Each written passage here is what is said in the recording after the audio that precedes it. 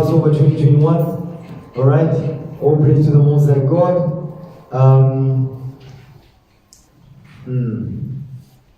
Okay. We're going to open up with the book of Judges. All right. We're going to open up with the book of Judges. Judges chapter 5 verse 11. We're going to open up with that. The book of Judges chapter 5 verse 11. Okay, let's read that. Judges chapter 5 verse 11. The book of Judges chapter 5 verse 11. Come on. They that are delivered from the noise of archers. It says, they that are delivered from the noise of archers. Who's the they that are delivered from the noise of archers? This is future prophecy. It's talking about the children of Israel that will be delivered from the noise of archers. And archer, what is that? He's not talking about a regular bow and arrow. No, he's talking about a missile. Because we will be in the land, we will be in captivity, and the people that will have us in captivity, they will have nuclear capability. So that's what this is talking about. It says, they that are delivered from the noise of archers. This has not happened yet. It's yet to happen. Okay? Read. They that are delivered from the noise of archers in the places of drawing water. In the places of drawing water. The places of drawing water is the place of slavery. That's where we at now. Come on. There shall they rehearse the righteous acts of the Lord. He says, there, in the land of our captivity, we shall rehearse the righteous acts of the Lord. That is what we're doing right now. We're rehearsing the righteous acts. What is one of those righteous acts? Passover. Passover. So we are commanded to observe the feast of the Passover. It's a law required for every Israelite man, woman, and child. Our children need to know about the Passover. They need to know the glorious thing that the Lord did for us when we was delivered out of the land of Egypt. You understand? Not about the history of what our people of the nations did to us, because we learn about Jan van Riebeck, we learn about Napoleon. No, to hell with them. We must learn about what the Lord did for us when we was delivered out of the land of Egypt, from the hands of Pharaoh, from captivity. That is what our children need to grow up knowing. Okay? Read that again, verse 11. Judges chapter 5 verse 11. Come on. They that are delivered from the noise of archers in the places of drawing water. There shall they rehearse the righteous acts of the Lord. Even the righteous acts toward the inhabitants of his villages in Israel. Read. Then shall the people of the Lord go down to the gates. The people of the Lord will go down to the gates. What is the gates? Give me that in Deuteronomy chapter 1, verse 16. Okay. Then shall the people of the Lord go down to the gates. Watch this. Give me Deuteronomy chapter 6. Give me Deuteronomy 16, verse 18 first. Deuteronomy chapter 16, verse 18. Okay. Read. Deuteronomy chapter 16, verse 18. Come on. Judges and officers shalt thou make thee in all thy gates. So it says, judges and officers shalt thou make thee in all thy gates. So who are those judges and officers? It's talking about the leaders. That's you, brothers. The leaders of Israel. Okay? You are the judges and officers of Israel. You are the leaders that the Lord is raising up this day. It says, shall thou make thee in all thy gates. The gates is talking about the leadership. That's what he's talking about. Okay? Read that part again. The book of Deuteronomy, chapter 16, verse 18. Judges and officers shalt thou make thee in all thy gates, which the Lord thy God giveth thee, throughout thy tribes, and they shall judge the people with just judgment. They shall what? And they shall judge the people with just judgment. They shall judge the people with just judgment. So that is what we're going over. So when it says the gates, it's talking about the leaders of Israel, the judges, the leadership, those that the Lord is raising up to do what? To guide the people, to teach them the laws of God. That is what we're reading in. Okay, go back to where was that? Judges chapter 5 verse 11. Come on. They that are delivered from the noise of archers in the places of drawing water. Read. There shall they rehearse the righteous acts of the Lord, even the righteous acts toward the inhabitants of his villages in Israel. You see that thing? So now, what Deborah was, our foremother Deborah was saying here, she was in the spirit. You understand? What will happen to us in the last days? That's where we at now. In the last days. In the land of our captivity, serving our prison sentence. Okay? Watch this. Give me the book of Titus chapter 2 verse 11. Titus chapter 2 verse 11. Because the Apostle Paul reminded us of the same thing. Okay? The same thing that we read in Judges is the same thing that we're going to read here. Judges 2 verse 11. Read that. The book of Titus chapter 2 verse 11. For the grace of God that bringeth salvation hath appeared to all men. All men of Israel. Come on. Teaching us that, denying ungodliness and worldly lust, come on, we should live soberly, righteously, and godly in this present world. We must live soberly, righteously, and godly in this present world. Guess what we are doing? Rehearsing the righteous acts. That's why it says we should live soberly, righteously, rehearsing the righteous acts of the Lord in the lands of our captivity. That's what he's talking about. Saying the same thing that we read in Judges. The same thing. Okay? Give me 1 Corinthians chapter 5 verse 6. The Apostle Paul throughout the scriptures, he is reminding us that we need to observe the feasts of the Lord, the righteous acts of the Lord in this present world. You understand? The same present one that was back then, during the time of our forefathers and foremothers, the time of the judges, we are doing the same thing in this present world. Babylon the Great. Okay? 1 Corinthians chapter 5 verse 6. Read that. The book of 1 Corinthians chapter 5 verse 6. Come on. Your glorying is not good. Know ye not that a little leaven leaveneth the whole lump? A little leaven leaveneth the whole lump. What is that leaven? Sin. That's why the Lord, the Most High God, commanded us to get rid of the leaven out of our houses. Because that, us doing it physically, is actually going into what? Spiritual. Our spiritual houses must be kept clean, holy, acceptable to the Most High God. That is what we are reading here. Read that again, verse 6. 1 Corinthians chapter 5 verse 6. Come on. Your glorying is not good. Know ye not that a little leaven leaveneth the whole lump? Next verse. Purge out therefore the old leaven. That's a commandment right there. Purge out therefore the old leaven. Get rid of your former sins. Read. Purge out therefore the old leaven, that ye may be a new lump. You are commanded, all of us, every man, woman in here and children, we are commanded to purge out the old leaven, that we may be a new lump. That is the commandment here. Read. That ye may be a new lump. Come on. As ye are unleavened. As ye are what? As ye are unleavened. As you are clean. As you are made clean by the blood of Christ. Read. As ye are unleavened. For even Christ our Passover is sacrificed for us. Even Christ our Passover is sacrificed for us. Because when Christ died, he was the Passover lamb. You understand? He was the Passover lamb. So even Christ our Passover, he is our Passover. You understand? Was sacrificed for us. Read. Therefore, let us keep the feast. Let us what? Let us keep the feast. You see what the Apostle Paul is saying? Therefore, let us keep the feast. Meaning what?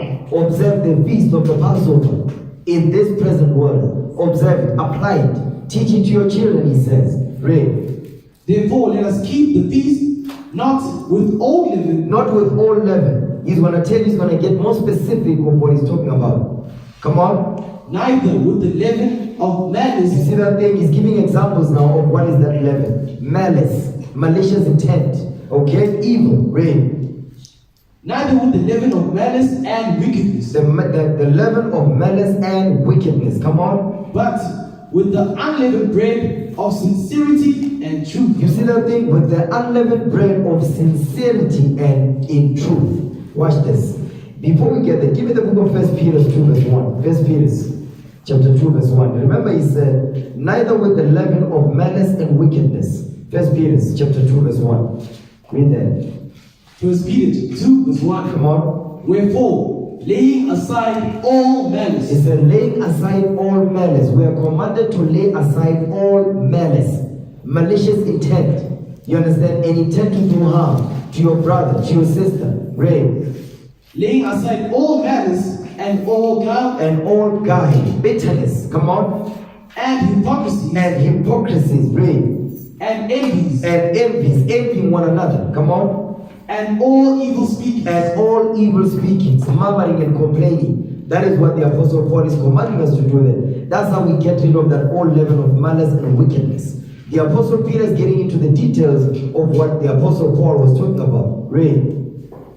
As newborn babes, As a newborn babe, meaning what? As ye are unleavened, come on. desire the sincere milk of the word, You must desire the sincere milk of the word, come on, that ye may grow thereby. that you may grow thereby. Go back to where it was at.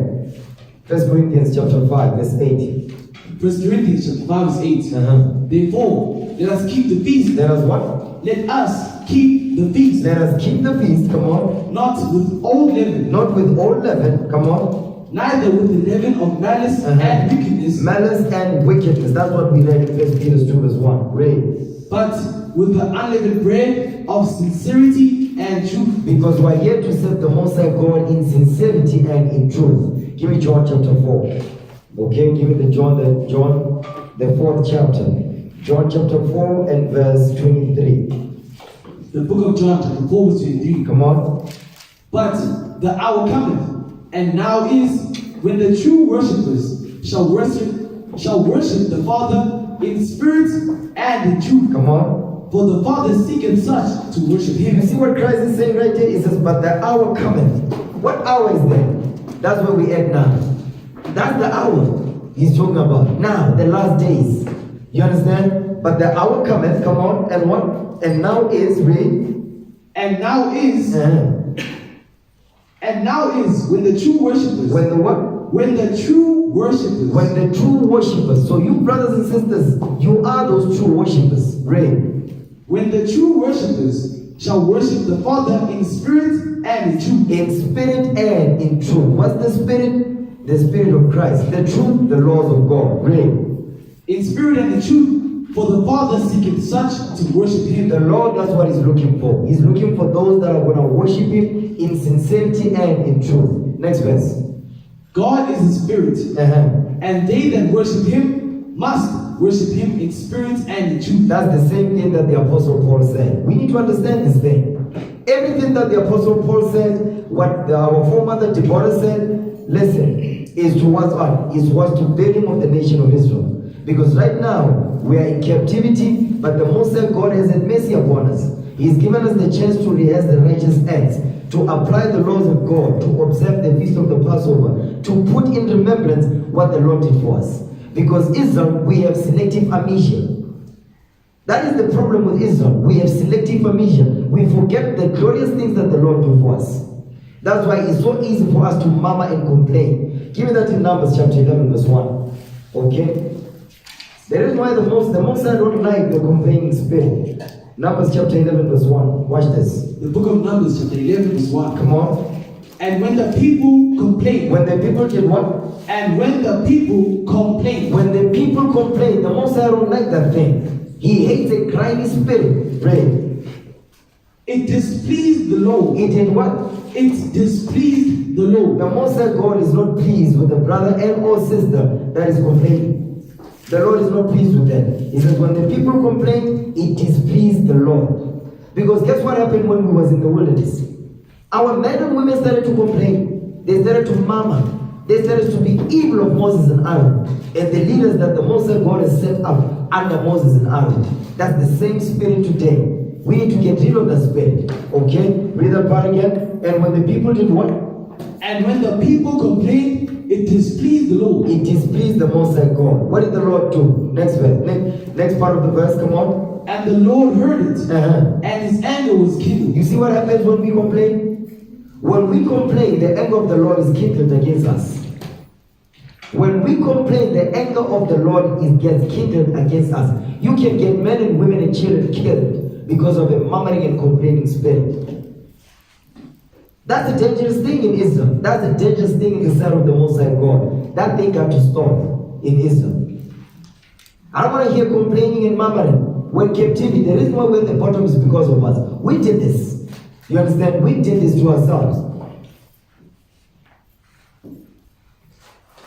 We did this to ourselves. We did this thing. So our job is to humble down, do what this Bible says. The Most High God, He has given us mercy in this land. Wherever we are scattered, all the children of Israel on this day, guess what we are doing? Keeping the commandment. What is that commandment this day? Observing the feast of the Passover. Remembering the glorious thing that the Lord did for us. You understand? So our job is to teach you brothers, you better make sure that the sisters, they like to complain. Brothers too. So your job is when you hear brother complain, you better shut it down. Okay? Hear brother murmuring, come shut it down quick. Because if you don't, read that part again, verse 11, verse 1 again. Numbers chapter 11 verse 1. Come on. And when the people complained, it displeased the Lord. Read. And the Lord heard it, and his anger was kindled. Read. And the fire of the Lord burnt among You see them. what the Lord did? And the fire of the Lord burned among them. Read. And the fire of the Lord burnt among them, and consumed them that were in the uttermost parts of the camp. You see what the Lord did in the camp? The Lord walks among our camp. The Most High God is expecting us for the camp to be clean and be made holy. That is what the Most High God is commanding. From every man, woman, and child, the whole camp must be holy, because the Lord walks among our camp to make sure that the camp is clean. You understand? That's why it says, get rid of the leaven. Why? Because the Most High God must walk among us so we may be prosperous in our journey in this truth. That is what the Lord wants. Give me that in Deuteronomy chapter 20. Okay? Deuteronomy chapter 20 and verse, let me see. Deuteronomy chapter 19. Deuteronomy chapter 19 verse 9, read that. The book of Deuteronomy chapter 19 verse 9. If thou shalt keep all these commandments to do them. You know what? Wait, I'm sorry. Deuteronomy 23 is not in my notes. Deuteronomy chapter 23 verse 14. Read that. Deuteronomy chapter 23 verse 14. For the Lord thy God walketh in the midst of thy camp. You see what the Bible is saying? The Most High God walks in the midst of our camp. Read. For the Lord thy God walketh in the midst of thy camp. Come on. To deliver thee. To do what? To deliver thee. To deliver us from the lands of our captivity. Read. And to give up thine enemies before thee. And to give up our enemies before us, that we should be saved from our enemies and from the hand of all that hate us. That is what we're seeing here. Read. And to give up thine enemies before thee, therefore shall thy camp be holy, that he see no unclean thing in thee, and turn away from thee. You see what the Lord does when he sees an unclean thing among us? He turns away from us. So guess what we must do? We must keep the camp holy.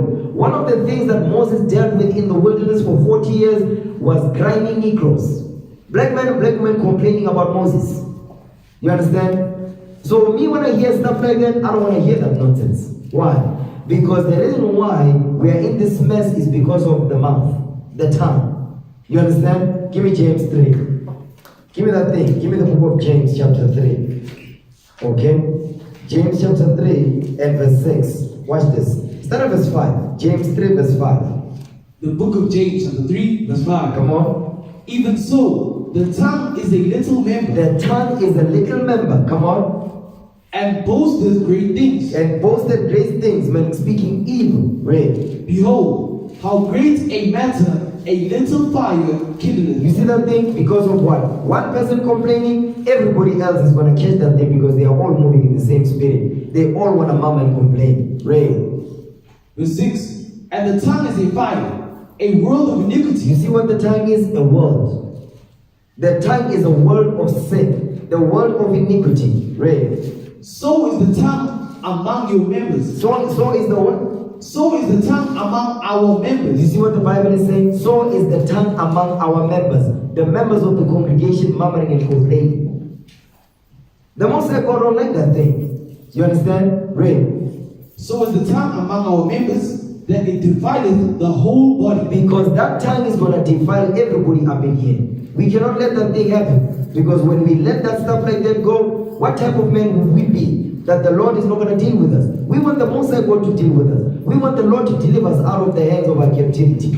We want to go home. You understand? This is not a game. We want to go back home. Read. That it divideth the whole body, and setteth on fire the course of nature. You see that thing? It sets on fire the course of nature. Meaning what? The nature of things change. It changes time and space. The tongue. Very dangerous creature. Read. And it is set on fire of hell. You see that thing? Fire of hell. Guess where we at now? In hell. In captivity. You understand? Now, give me the book of 2nd Ezra now, chapter 3, verse 13. 2nd Ezra. Where's the apocrypha? 2nd Ezra, chapter 3, verse 13. Read that.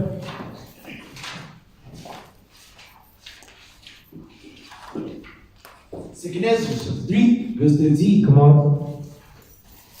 Now when they lived so wickedly before thee, thou didst choose thee a man from among them, whose name was Abraham. That's our forefathers that the Lord made a covenant with for our sakes. Read. Him thou lovest, and unto him only thou showest thy will. Because the Most High God showed the will, his will unto who? Our forefather Abraham. Read. And madest an everlasting covenant with him, promising him that thou wouldest never forsake his seed. Thou will never do what? Promising him that thou wouldest never forsake his seed. He promised Abraham that he would never forsake us. We are the seed of Abraham. Give me that in Isaiah 41 verse 8. We are the seed of Abraham. So the Lord promised, he promised our forefather Abraham that he would not forsake his seed. Okay, we are the seed of Abraham this day. That's why we are up in here. Isaiah chapter 41 verse 8. Read that. The book of Isaiah chapter 41 verse 8. Come on. But thou, Israel, art my servant, Jacob, whom I have chosen, the seed of Abraham, my friend. The seed of Abraham, my friend. We are the seed of Abraham. We was promised that the Lord promised our forefather Abraham that he would not forsake his seed. That this is the evidence of that. The Lord not forsaking his seed. Okay? Go back to where was that? 2nd Ezra 3. 2nd Ezra chapter 3 verse 15. Read that. 2nd Ezra chapter 3 verse 15. Come on. And madest an everlasting covenant with him, promising him that thou wouldest never forsake his seed. Read. And unto him thou gavest Isaac, and unto Isaac thou gavest Jacob and Esau. Come on. As for Jacob, thou didst choose him to thee, Read. and put by Esau. Meaning what? He rejected Esau. Come on. And so Jacob became a great multitude. Because we became a great multitude. We are Jacob. We are the great multitude. We cannot be measured nor numbered. Read. Verse 17. Come on. And it came to pass that when thou leddest his seed out of Egypt, When thou did what? and it came to pass that when thou leddest his seed out of Egypt, That's what we're going to go over. Because the Most High God delivered us out of the hand of the Egyptians, the Pharaohs. So that's what Ezra is rehashing the history. Read that part again. When thou did what?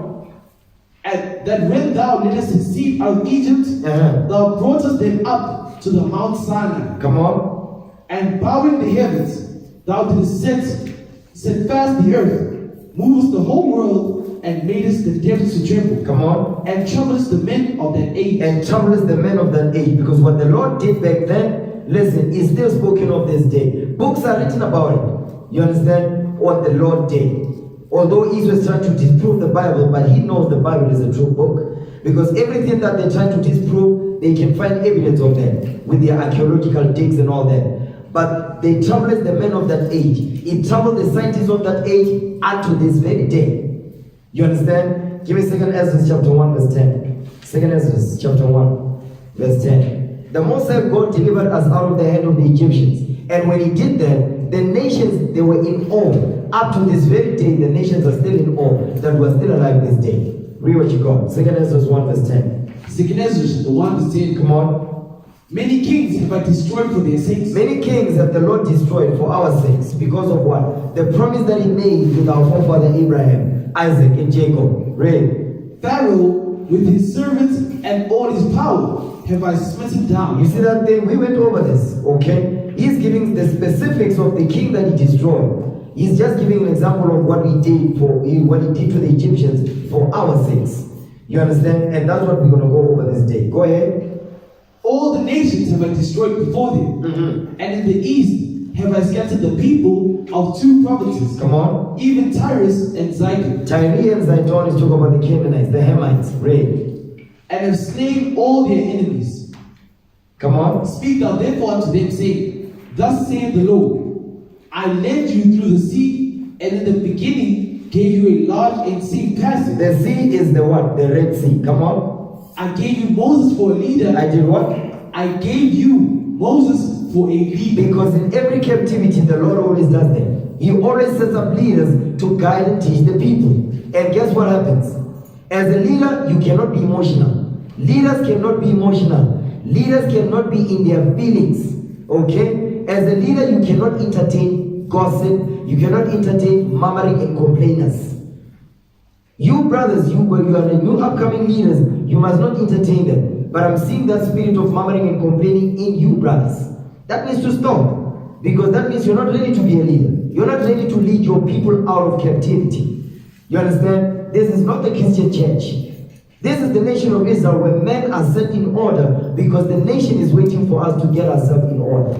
Read that again. 2 Ezra chapter 1 verse 13. Come on. I led you through the sea, and in the beginning gave you a large and safe passage. Read. I gave you Moses for a leader. Come on. And Aaron for a priest. Because guess what they did? They disrespected Moses and Aaron.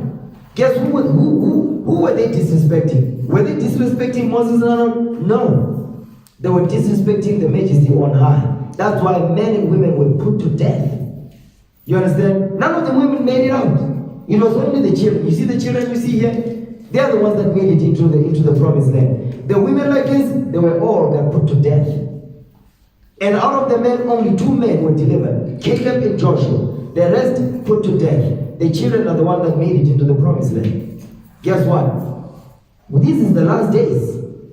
You understand? This is the last days. We went back to the wilderness to rehearse the righteous acts in the wilderness to be put to the test.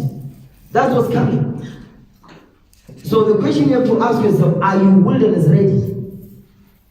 You have to ask yourself that question. Are you wilderness ready? So that you can be ready for the wilderness. Because the Most High God is going to what? He's going to put us through tests. He's going to what? He's going to teach us again. And guess what? After He teaches us again, then we're going to be left in the wilderness to do what? To apply what we've been taught. Now that our eyes are opened. Guess what? You're still going to have those black ashy demons, black men, black women, that are still going to go off. Still. That's still going to happen. Don't get it twisted.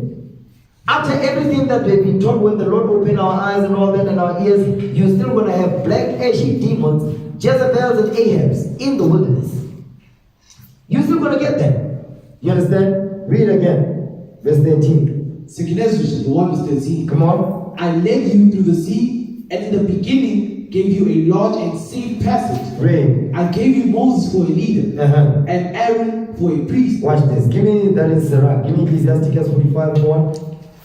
The book of Ecclesiasticus, chapter 45 and verse 1. We're still dealing with our forefather Moses.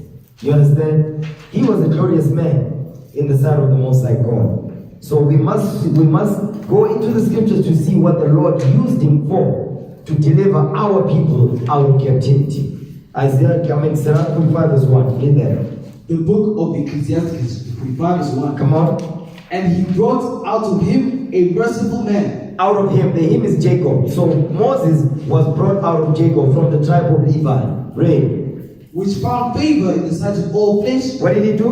Which found favor in the sight of all flesh. All this, give me that in Proverbs chapter 3. He says he found favor in the sight of all flesh. Proverbs chapter 3, let's start at verse 5. Let me see. Start at verse 4. Proverbs 3 verse 4. Read that. Proverbs 3 verse 4. Come on. So shalt thou find favor and good understanding in the sight of God and man. Read that part again. Proverbs chapter 3 verse 4. So shalt thou find favor and good understanding in the sight of God and man. The reason why you're going to find favor and good understanding in the sight of God and man, read verse 1. Proverbs 3 verse 1. The book of Proverbs chapter 3 verse 1. Come on. My son, forget not my law. What did he say? My son, forget not my law. He says, forget not my law. Don't forget the laws of God. That is the stipulation. That is what? That is the objective. That is the requirement right there. Forget not what?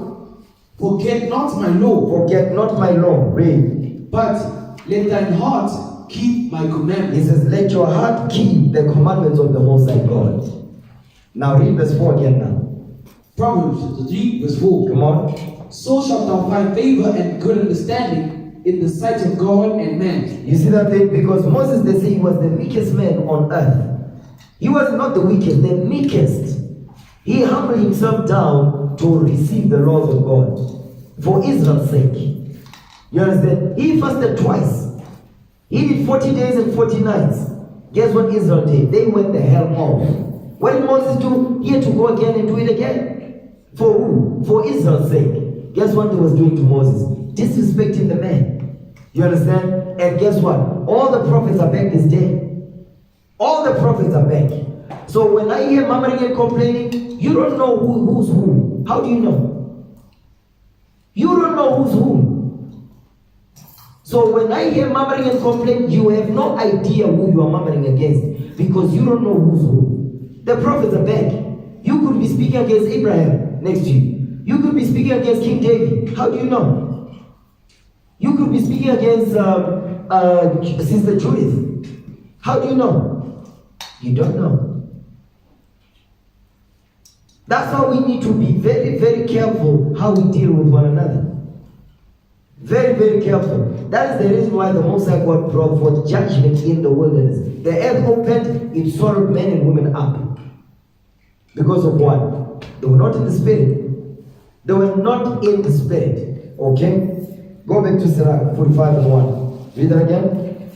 The book of Ecclesiastes, chapter 45 verse 1. Read. And he brought out of him a merciful man, which found favor in the sight of all flesh. Read. Even Moses. Indeed, Moses. That's Moses, the merciful man. Okay, come on. Beloved of God and men, whose memorial is blessed. You see that thing? Moses' memorial, meaning what? His reputation is blessed, because he found favor in the sight of the Most High God, and the Lord used him to deliver the children of Israel out of captivity. Read. He made him like to the glorious saints. He did what? He made him like to the glorious saints. He made Moses like to the glorious saints, because Moses' meekness represents the gloriousness of the saints. Because the way that how meek he was is how the Lord wanted us to be, to follow that example. Same thing that Moses did, same thing that Christ did. Christ, he showed us how to walk, so we follow his example. You understand?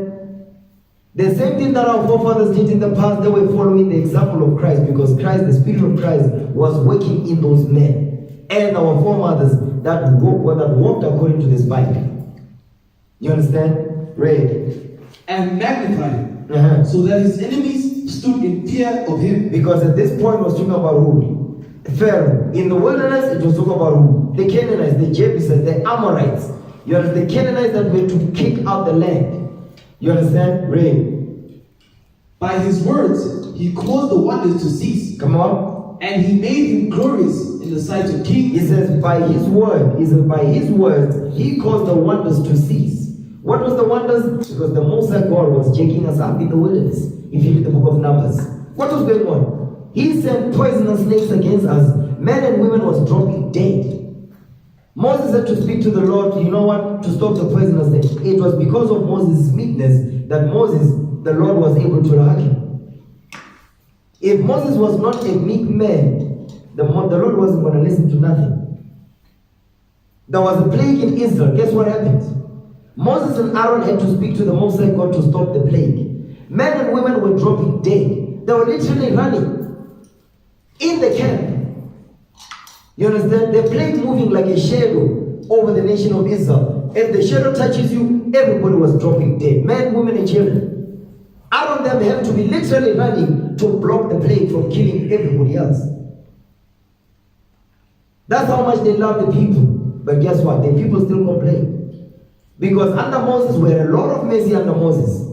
Christ, listen, Christ, he don't play games. That's why in the wilderness we was doing some wicked stuff. That's why there's child-proof laws in the Bible. Men and women are having sex, guess what happens? Moses had to go to the Lord. What do we do in this situation? Okay, the Lord says, okay, you must make sure that you marry the sister. But that wasn't supposed to happen. You understand? When Christ came, he said, no, you get married, that's it.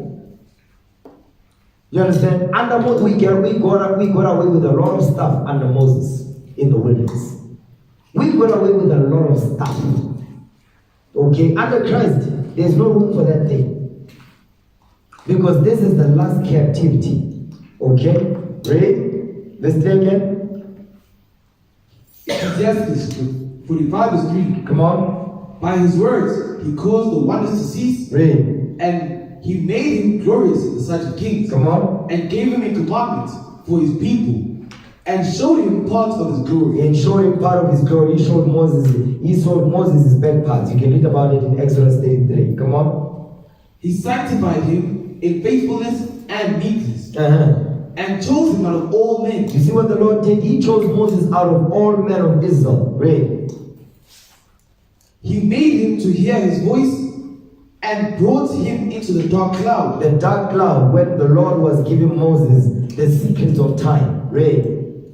And gave him commandments before his face, Come on. even the law of life and knowledge, that he might teach Jacob his covenant. That he might teach Jacob his covenant. Remember, this is the book of Sirach, Ecclesiasticus. This is during the time of the Greeks. This was written. Okay? But Sirach is saying covenant. Covenants, plural. Sirach was prophesying about what? The new covenant that's also going to come when the Lord comes. You understand? Which we are under now. Read. That he might teach Jacob his covenants, Uh-huh. and Israel his judgments. And the children of Israel his judgments. Watch this. Give me the book of Exodus now, chapter 1. Exodus 1 verse 1. Exodus chapter 1 verse 1. The book of Exodus chapter 1 verse 1. Read. Now these are the names of the children of Israel which came into Egypt.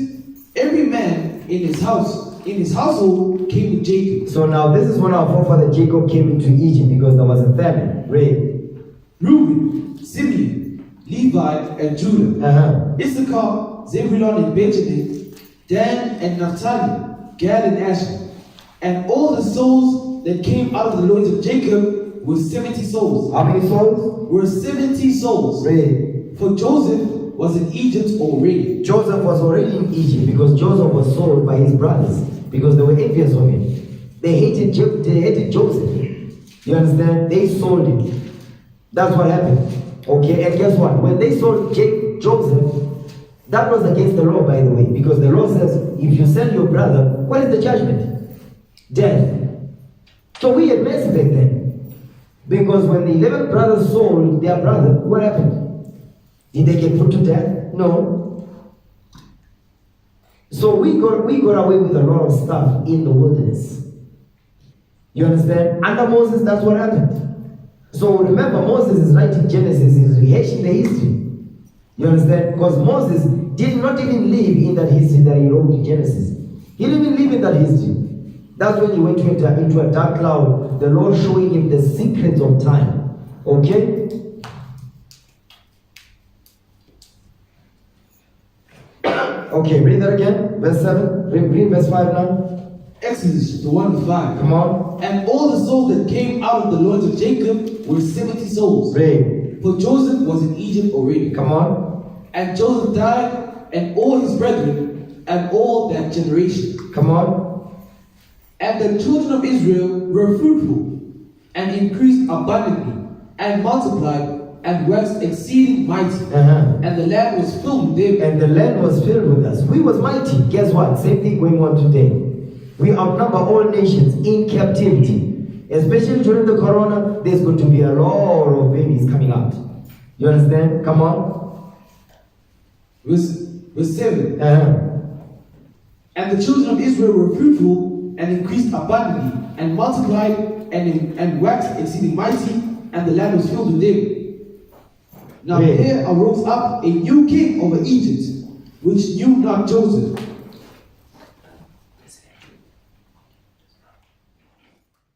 Read that again, verse 8. Exodus chapter 1 verse 8. Come on. Now there arose up a new king over Egypt, which knew not Joseph. He says there arose up a new king over Egypt, which knew not Joseph. So this king, because when you look at the Egyptian history, right, there's different dynasties that you read about. From the first one all the way up to the time when we was in Egypt. So at this point in verse 8, it talk about the new kingdom, which is called the 18th dynasty. That's the new kingdom. okay, under Amos the first. Amos the first he was the one that rose up, that knew not Joseph. Meaning all the things that Joseph did during the famine, when everybody was lacking and Egypt had plenty because of Joseph, by the help of the Most High God, yes, he disregarded all of that, what Joseph did. You understand? Read that again, verse 8. Exodus chapter 1 verse 8. Mm-hmm. Now there arose up a new king over Egypt, which knew not Joseph. Okay, so now give me that book from Babylon to Timbuktu. Give me page 63. Okay, you're gonna read that highlighted part. The book Babylon, from Babylon to Timbuktu. So we're gonna go into this book to go into the king that rose up that knew not Joseph.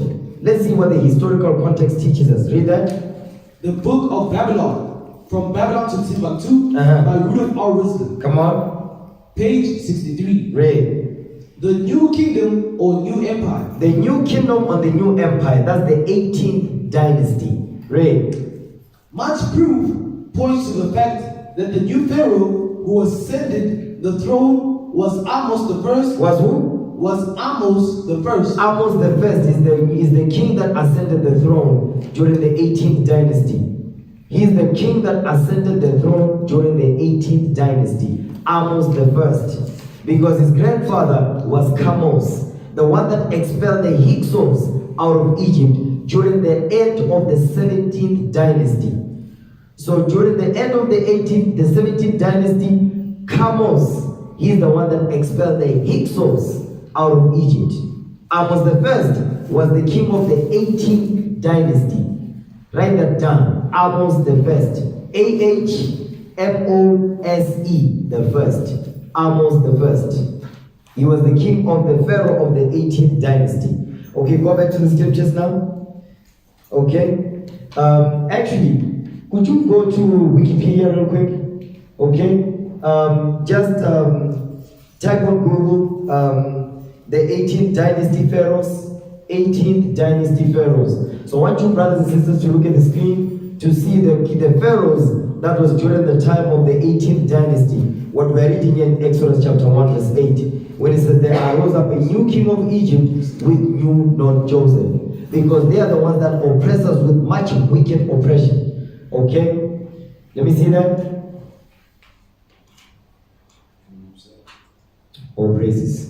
So what I want to show you is all the empires, all the pharaohs that ruled during the 18th dynasty, which is what we're reading in Exodus chapter 1 verse 8. Okay? The 18th dynasty. So just look at the screen. Okay, it's coming up. It's clearing up, right? That's it right there. All praise to the Most High. That's it right there. Read Exodus 1 verse 8. The book of Exodus, chapter 1 verse 8. Now there arose up a new king over Egypt. That's it. Leave it there. Okay, thank you. Exodus 1 verse 8. Read that. Exodus chapter 1 verse 8. Come on. Now there arose up a new king over Egypt, which knew not Joseph. So the new king that rose up in Egypt, we knew not Joseph. That's Amos the first. Okay. So don't worry about the dates, because the dates, they are always different. If you look at different historical references, the dates are always off. So just focus on the dynasties. Okay. The second was Amenhotep the first. Okay. And then you've got Thutmose the first. All right. Thutmose the second. Scroll down. Okay, you see that one? Hatshepsut. Hatshepsut is the first female pharaoh. She was a lesbian. Hatshepsut. Okay, that's what they call it. Read. Okay, scroll down. Thutmose the third. Okay, these are all the pharaohs of the 18th dynasty. Read. Keep going. Thutmose the fourth. Amenhotep the third. Okay. Amenhotep the fourth. Akhenaten. Okay, can read that. Okay. Okay, go scroll. Okay. Horeb, that was the last one of the 18th dynasty. Because we was in Egypt during the 18th and the 19th dynasty. But Joseph came during the 17th dynasty, during the time of the Hyksos. He came after the Hyksos, but he knew the history of the Hyksos. Okay? Give me the 19th dynasty now. The 19th dynasty. So I want to show you the list of the pharaohs of the 19th dynasty. You see that? Ramses the first, Seti the second, Seti the first, Ramses the second. We left during the time of Ramses the second. That's when we left. When Ramses the second took the throne, that's when we left Egypt. Okay? During the 19th dynasty. Alright? Okay, go back to Exodus 1, verse 8. The book of Exodus, chapter 1, verse 8. Come on. Now there arose up a new king over Egypt, which knew not Joseph. Read. And he said unto his people, Behold, the people of the children of Israel are more and mightier than we. Read. Come now, come on, let us deal wisely with them. You see what they said? So Pharaoh had a council that says, come on, let us deal wisely with these people. Let us deal wisely with the children of Israel, because they are becoming too much upon the land. They are multiplying too much upon the land. We need to deal wisely with them. That's what he said right there. Read that part again. Exodus chapter 1 verse 8. Come on, let us deal wisely with them, lest they multiply, and it come to pass that when they falleth out any war, they join also unto our enemies and fight against us, and so get them up out of the land. So this is over time, because we started to become more and more mightier than they. Although we were slaves, but we became more and mightier because of what? The numbers. You understand? Because of our numbers. So this is over time, over a process of time. This is what happened to us. You understand? Watch this. When you see that part when it says, come on, let us deal wisely with them. Watch this. Give me the book of Exodus chapter 5 verse 14. This is one of the ways that how they dealt wisely with us when we was in Egypt. Exodus chapter 5 verse 14. Read that. The book of Exodus chapter 5 verse 14. Come on. And the officers of the children of Israel. And the what? And the officers of the children of Israel. The officers, because when we was in Egypt, there were those of our brothers that had high positions in Egypt. You understand? They were living better than the rest of the Israelites. You understand? Same thing today. Same thing today. What do they call them? Coons. Okay? They are called coons. They were bought and paid for gift rent. So they cannot help you with nothing.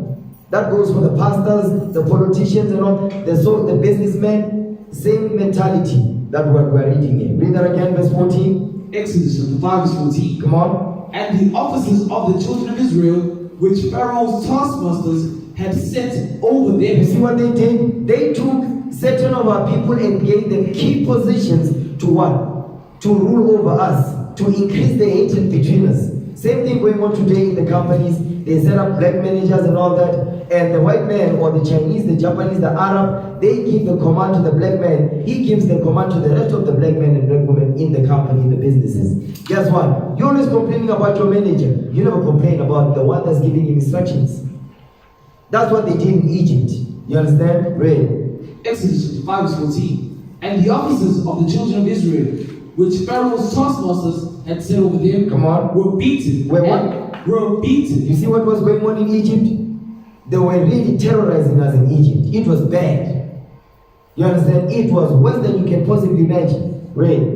Were beaten and demanded. Wherefore have ye not fulfilled your task in making brick, both yesterday and today, as heretofore? You see what they was doing? So you look at the movies that they don't use our people. You understand? The people that are in Egypt is obviously white people. You understand? And when we left Egypt, okay, that's for another lesson. Okay, I'll touch on that the next time. Watch this. Give me 2 Maccabees chapter 7 verse 24. We're still dealing with how they dealt wisely with us.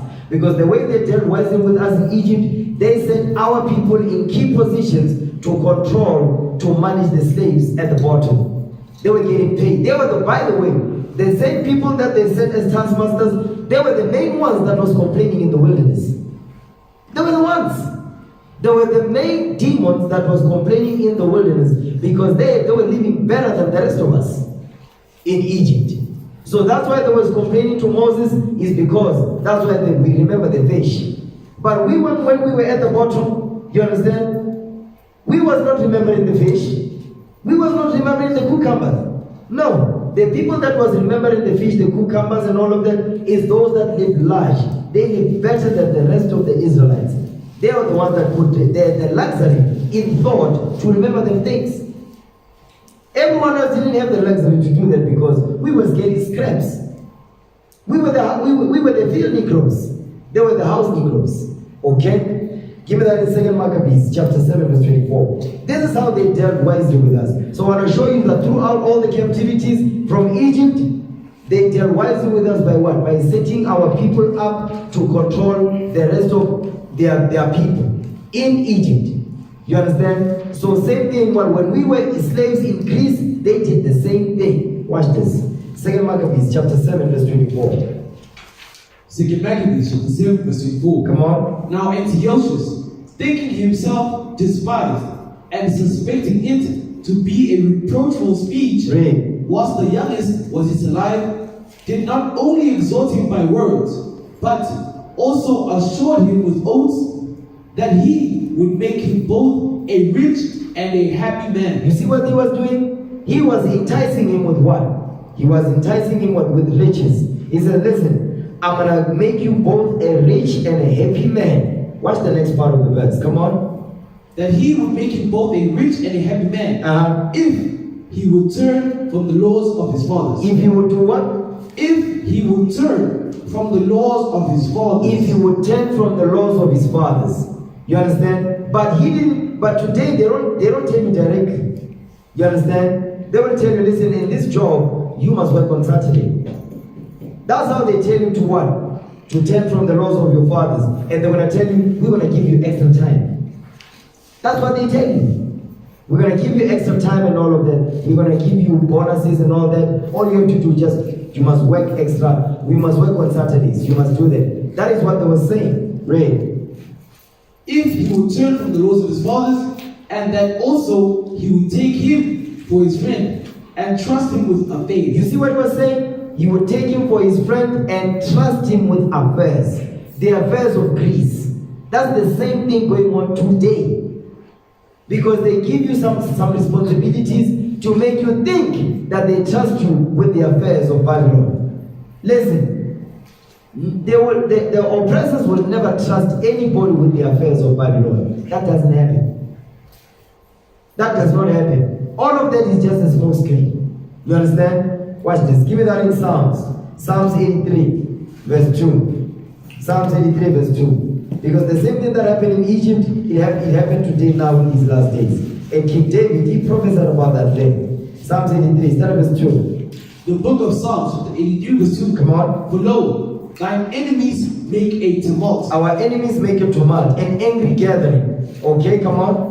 And they that hate thee. They that hate thee, they that hate the Most High God, come on. And they that hate thee have lifted up the head. They've lifted up the head as God and Christ, and they say they are the Israelites. Read. They have taken crafty counsel against thy people. You see that thing? Come on, let us deal wisely with them. That's how they are dealing wisely with us. This is during what? This is during the time of the Balfour Declaration in 1948. Okay, come on. They have taken crafty counsel against thy people and consulted against thy hidden ones. How did they take crafty counsel in these last days? Guess what they did? They put the white people in our land up under the Balfour Declaration, which was what? It was drawn up in 1917. 1948, they put them up on the land in 1948. You understand? 3 years after World War II. So what we're reading here, that's how they took crafty counsel. That's why they say, come on, let us deal wisely with them. Because they have to come together, sit down, and plan our demise. That's why when we pray to the Most High God to disappoint their crafty and evil devices. Because we're reading about it right here. So the Lord is commanding us to pray for vengeance. We must pray for that thing. Read. They have said, come and let us cut them off from being a nation. You see that thing? Let us take away their identity, their nationality, where they come from, their book, their history, everything about themselves. Take everything from them, so they don't remember who they are. Okay, come on. That the name of Israel may be no more in remembrance. That's why we don't remember. That's why we don't remember. Because they took crafty counsel against us. You understand? Watch this. Now, go back to where was that now? Exodus chapter 1. Exodus 1 verse 10. One more again. The book of Exodus, the 1 verse 10. Come on. Come on, let us deal wisely with them, lest they multiply, and it come to pass that when there falleth out any war, they join also with our enemies, they join also unto our enemies, and fight against us, and so give them out of the land. What did he say? Let's do what? And so get them up out of the land. It says, and so get them up out of the land. Brothers, this is what our enemies do. They are afraid when we multiply, they are afraid we're going to join unto their enemies and fight against them. But we're not going to do that. We keep the commandments. The Lord is with us. The Lord said, wait ye upon me. In Zephaniah chapter 3 verse 8, he says, wait ye upon me. Okay, come on. Therefore, they did set over them taskmasters to afflict them with their burdens. You see that thing? They set over us taskmasters, our own people over us. Come on. And they built for Pharaoh treasure cities, Pithom and Ramses. You see that thing? It says they built for Pharaoh treasure cities, Pithom and Ramses. You see, when you look at these tourists, they go to places like the Valley of the Kings. That's where Pithom and Ramses is found. Because you see that part when it says Ramses, guess what? Moses is writing what? At this point, guess what? At this point, Ramses wasn't born. You understand? So Moses is telling you about what? He's giving you the name of the monument that was built by the Israelites. You understand? But he's telling you in the future, this is what's going to happen. Pithom and Ramses, he's using the name of the location of what? Of where the pyramids that was built as what? Because what they would do is they would erect statues about themselves. And they will name those statues and museums and monuments after themselves. That's where Esau gets it from. He gets it from Egypt. The Egyptians. He doesn't have no history. He just what? He is a culture vulture. You understand? Read that part again. Exodus chapter 1 verse 11. Right. Therefore, they did set over them taskmasters to afflict them with their burden. Right. And they built for Pharaoh treasure cities, Pithom and Ramses. Pithom and Ramses. Watch this. Give me the book of Genesis. Let me show you what Moses saw. Okay? Moses saw many things. He went into a dark cloud. He saw glorious things. You understand? Watch this. Give me Genesis 47 verse 7. Genesis 47, start at verse 1 actually. Genesis 47 verse 1. Because at this point, this is what Joseph came up with a plan of how they're gonna be able to what? How we're gonna end up in the land of Goshen. He came up with a plan. Because he knew the history of the Hyksos, and he knew that the Pharaohs, the Egyptians, they did not like the Hyksos. They hated them because what? They terrorized them. The Hyksos were another Canaanite nation. They were still Hamites. You understand? Because the Hyksos, they were the first to come with horses in Egypt. And the Egyptians was the first time they saw horses. If you read the history, that's what you'll find. Okay? Genesis 47 verse 1, we're going to jump. The book of Genesis chapter 47 verse 1. Come on. Then Joseph came and told Pharaoh and said, my father and my brethren, and their flocks and their herds, and all that they have, are come out of the land of Canaan. Read. And behold, they are in the land of Goshen. The land of Goshen. The reason why they ended up in the land of Goshen was because of Jacob's plan. Okay, jump down to verse 11. Genesis chapter 47 verse 11. Come on. And Joseph placed his father and his brethren and gave them a possession in the land of Egypt, in the best of the land, in the land of Ramses, as Pharaoh had commanded. You see that thing? Remember, Ramses wasn't born at this time. But Moses is mentioning Ramses. In the land of Ramses. Ramses, when was Ramses born? Because if you look at the dynasties, Ramses was born 400 years later. He would be born 400 years in the future when Moses wrote this. But Moses was given history that he himself did not live in. Moses was given a history that he did not live in. You understand? Read that part again, verse 11. Genesis 47 verse 11. Come on. And Joseph placed his father and his brethren and gave them a possession in the land of Egypt, in the best of the land, in the land of Ramses. In the land of Ramses. The land of Ramses. Ramses would be born 400 years later. Ramses was the son of Seti the first. Ramses was the son of Seti the first. Now give me that book, okay, from Babylon to Timbuktu. You're gonna read page 69. Okay, page 69, that highlighted part, where it goes into Ramses and Seti. Okay? The book from Babylon to Timbuktu. Come on. Rudolf R. Risner. What page? Page 69. Ramses the second. Ramses the second. Ramses the second. Come on. Ramses the second was the fourth king of the 19th dynasty. He was the what? Ramses the second was the fourth king of the 19th dynasty. So now look at the page. Look at the projector now. The screen. Okay, scroll up. So when you scroll down a little bit, okay, you've got Ramses the first, Seti the second, Seti the first, Ramses the second. So what you see here is that Egyptian history, there's a lot of gray areas also. You see when he says the fourth, here they said the third. You see that? Ramses the first, Seti the first, Ramses the second. He's saying the fourth. Okay? Okay, keep reading. Ramses the second was the fourth king of the 19th dynasty, from 1292 to 1225 BC. You see that thing? Look at that. He said 1292, they are saying 1279. So just focus on the dynasties. Okay? Read. And the son of Seti the first. The what? The son of Seti the first. So Ramses the second was the son of Seti the first. Ramses the second. Okay? Give me 2nd Ezra chapter 14 verse 1. Because what Moses is talking about here, he's saying the land of Ramses. The land of Ramses. Meaning what? He's letting you know there's going to be a king called Ramses, and he's what? He's going to call the land after his own name. You understand? 2nd Ezra chapter 1 verse 1. 2nd chapter 14 verse 1. 2nd Ezra chapter 14 and verse 1.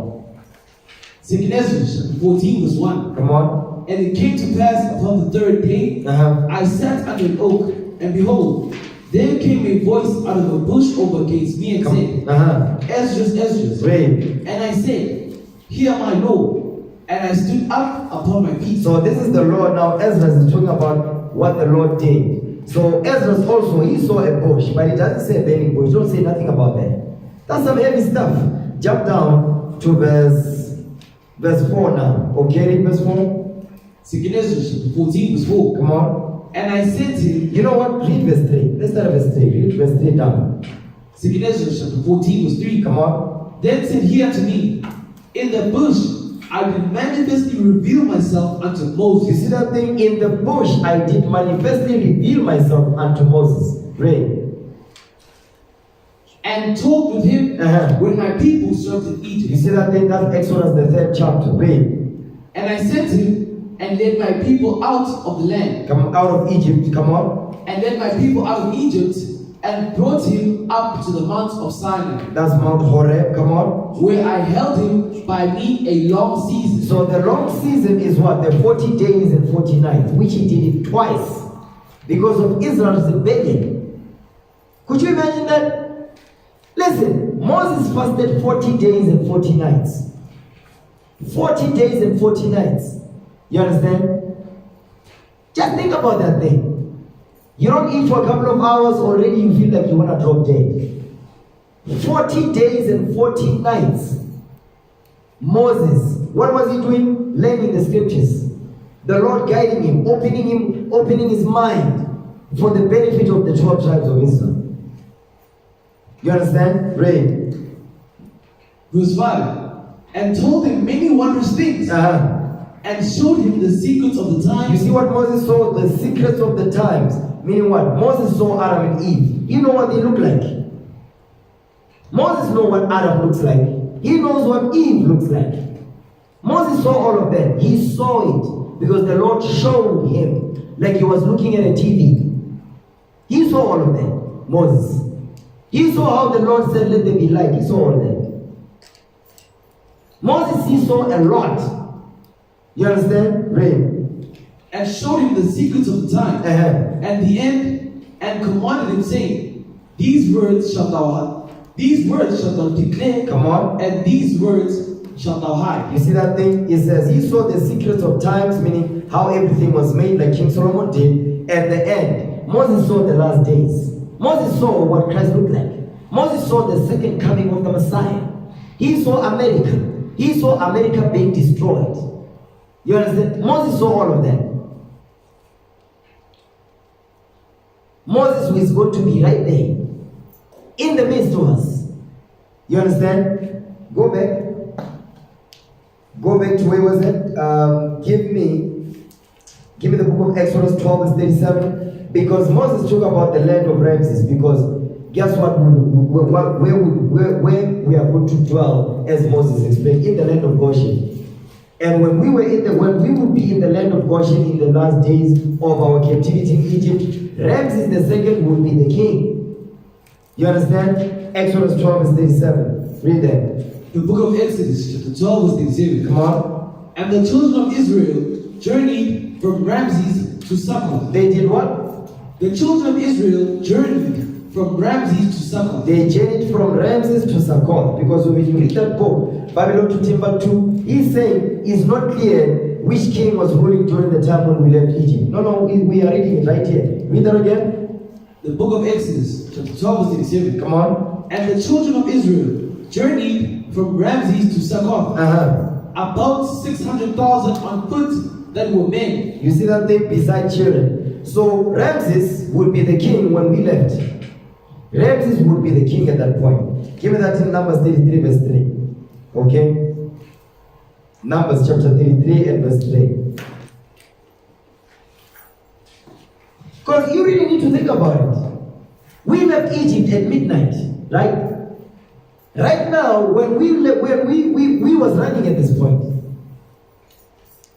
Right now, we was running. Men, women, and children, and the gold and the silver that we took from the Egyptians.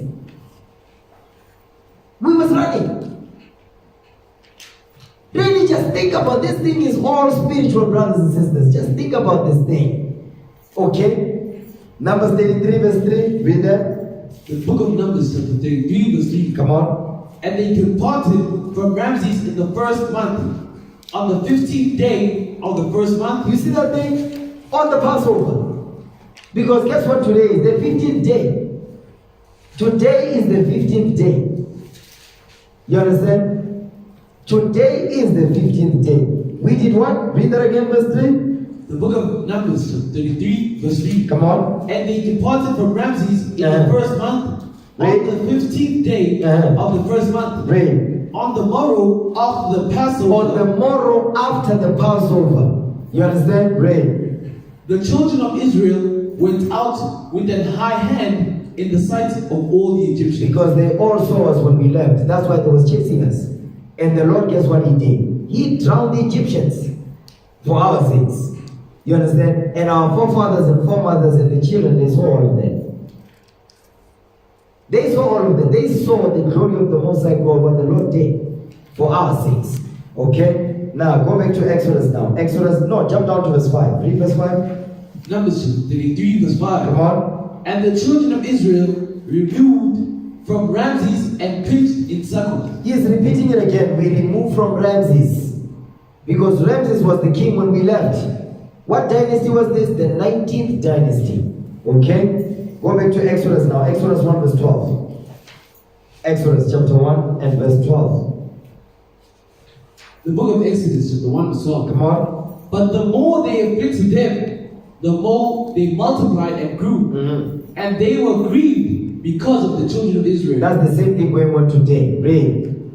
And the Egyptians made the children of Israel to serve with rigor. Meaning what? Much wicked oppression they put us in. Come on. And they made their lives bitter with hard bondage in mortar and in brick, and in all manner of service in the field.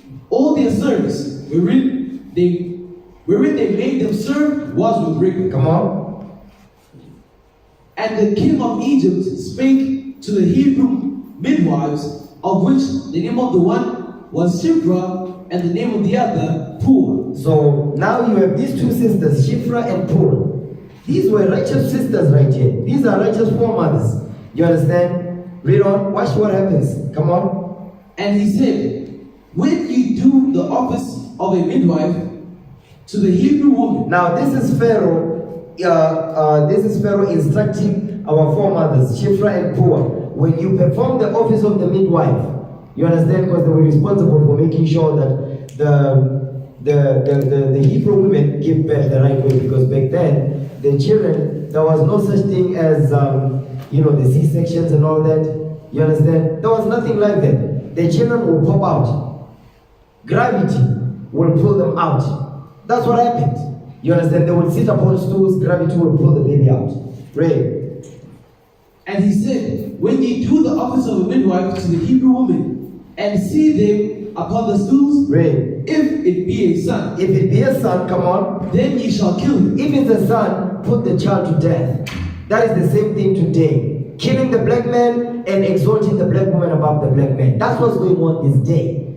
You understand? Right. But if it be a daughter, then she shall live. You see that thing? If it be a daughter, she shall live. Because what was they doing? They understood that the men, they are the ones that are responsible for doing what?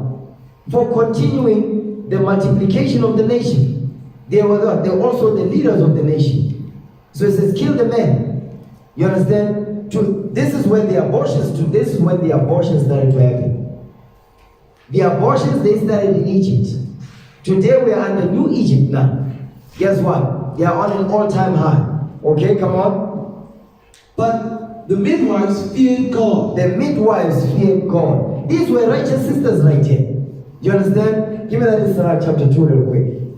Okay? Ecclesiasticus chapter 2. But the midwives, our foremothers, they feared God. Sirach 2 verse 15. Watch this.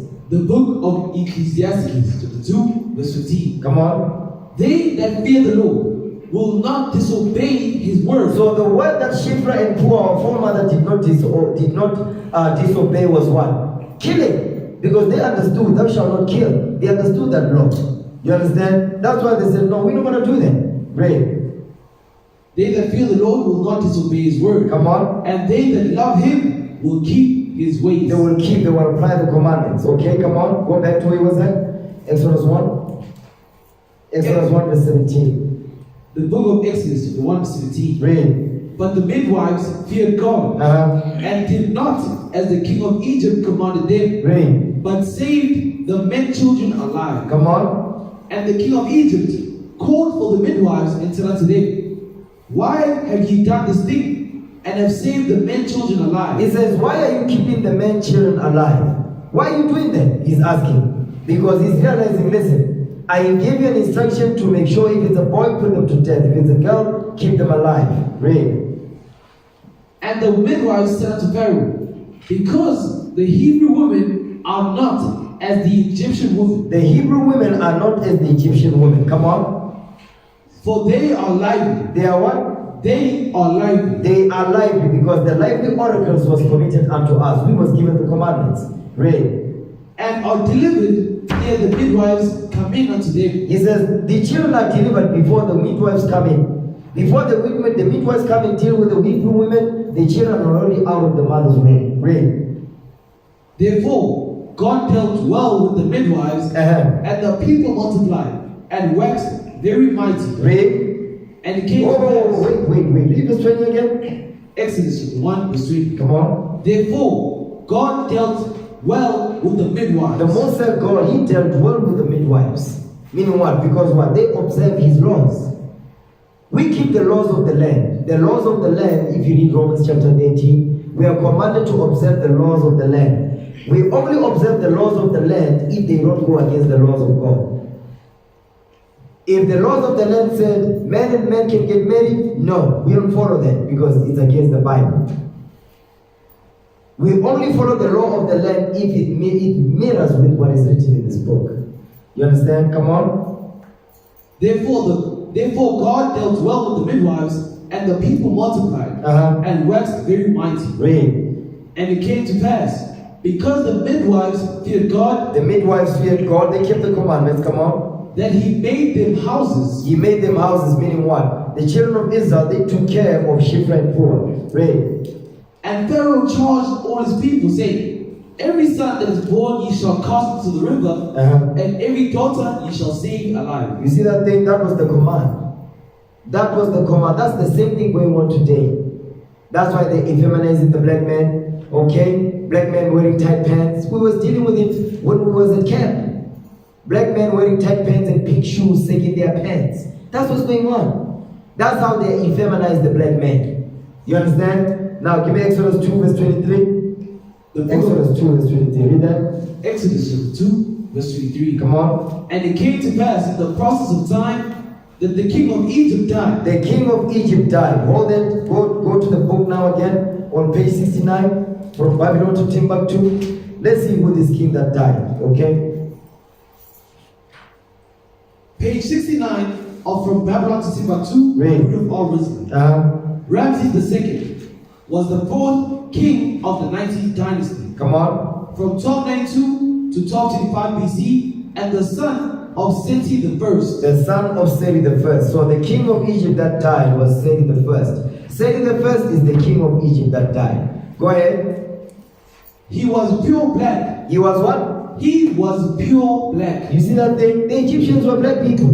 But when you look at these movies that they portray, you only see white people walking out as part of the Exodus. No. This letting you right away. He said that he was what? He was pure black. Meaning he was blue black. Okay? He was dark as night, like a tarot. You understand? That's how the Egyptians are, actually, the Hamites. If you go to West Sudan, yeah, they are blue black, like this. Okay? Go back to Exodus 2, verse 23 again. The book of Exodus, chapter 2, verse 23. Read. And it came to pass in process of time that the king of Egypt died. The king of Egypt died. Say the first. Read. And the children of Israel sighed by reason of the bondage. They sighed by the reason of the bondage. We was complaining because of what? Hard bondage. Come on. And they cried, and their cry came up unto God by reason of the bondage. Come on. And God heard their groaning. And God remembered his covenant with Abraham, with Isaac, and with Jacob. So the Lord remembered the covenant that he made with our forefathers. Give me 2 Ezra 3 verse 13. One more again. 2 Ezra chapter 3 verse 13. So we don't lose the thought. 2 Ezra 3 verse 13. Read that again. 2 Ezra chapter 3 verse 13. Come on. Now when they lived so wickedly before thee, thou didst choose a man from among them, whose name was Abraham. Come on. Him thou lovest, and unto him only thou showest thy will. Okay, read on. And madest an everlasting covenant with him, promising him. What did he do? And madest an everlasting covenant with him, promising him. Promising him. Promising him. Come on. That thou wouldest never forsake his seed. Go back to Exodus 2, verse 24 again. The book of Exodus chapter 2, verse 24. Come on. And God heard their groaning, and God remembered his covenant with Abraham, with Isaac, and with Jacob. That's what we just read right there. Come on. And God looked upon the children of Israel, and God had respect unto them. So God looked upon the children of Israel, and the Lord had respect unto them. The Lord only has respect unto those that keep his commandments. God has respect unto those that keep his commandments. Okay? Watch this. Give me Leviticus 26. Leviticus 26 and verse... Let me see where I want to go. Leviticus 26 and verse 9. Read that. Leviticus 26 verse 9. For I will have respect unto you, and will make you fruitful, and multiply you, and establish my covenant with you. You see that thing? He says he will have respect unto us. He only has respect unto those children of Israel that keep his commandments. If you don't keep God's commandments, the Lord has no respect for you. It's that simple. Okay, watch this. Give me Exodus 3 verse 1. Exodus chapter 3 verse 1. Now this is when the Lord appeared unto Moses. Okay, I'm not going to go through the whole chapter. Okay, because I want to go through the plagues. Alright? Exodus 3 verse 1, read that. Exodus chapter 3 verse 1. Read. Now Moses kept the flock of Jethro his father-in-law, the priest of Midian. Come on. And he led the flock to the backside of the desert, and came to the mountain of God, even to Horeb. Read. And the angel of the Lord appeared unto him in a flame of fire. That was Christ. That angel of the Lord that's talking about Christ. Come on. In a flame of fire out of the midst of a bush. Read. And he looked, and behold, the bush burned with fire, and the bush was not consumed. That's some heavy stuff, right? You see verse 2? This is like a loaded missile. Go ahead. And Moses said, I will now turn aside and see this great sight, why this bush is not burnt. Why the bush is not burned. Come on. This is Moses and the burning bush now. Pay attention. Come on. And when the Lord saw that he turned aside to see, Read. God called unto him out of the midst of the bush. So what did Moses do? And when the Lord saw that Moses turned aside to see, You see that thing? He opened his spiritual ears. He turned aside to see. Read. God called unto him out of the midst of the bush. Come on. And said, Moses, Moses. And he said, Here am I. Come on. And he said, Draw not nigh hither. Put off thy shoes from off thy feet. Read. For the place whereon thou standest is holy ground. He says, for the place whereon thou standest is holy ground. That's where we at. The place that each and every one of us is standing is holy ground. Because the Spirit of the Lord is in here. The Spirit of the Lord is here with us. So the place that you are standing on is holy ground. Read. Verse 6. Moreover he said, I am the God of thy father, the God of Abraham, the God of Isaac, and the God of Jacob. Come on. And Moses hid his face, for he was afraid to look upon God. Come on. And the Lord said, I have surely seen the affliction of my people which are in Egypt, and have heard their cry by reason of their taskmasters. Come on. For I know their sorrows. So the Lord knows our sorrow. So when you look at back then, during the time of the Egyptian captivity, the Lord saw how the Egyptians was oppressing us. Okay, come on.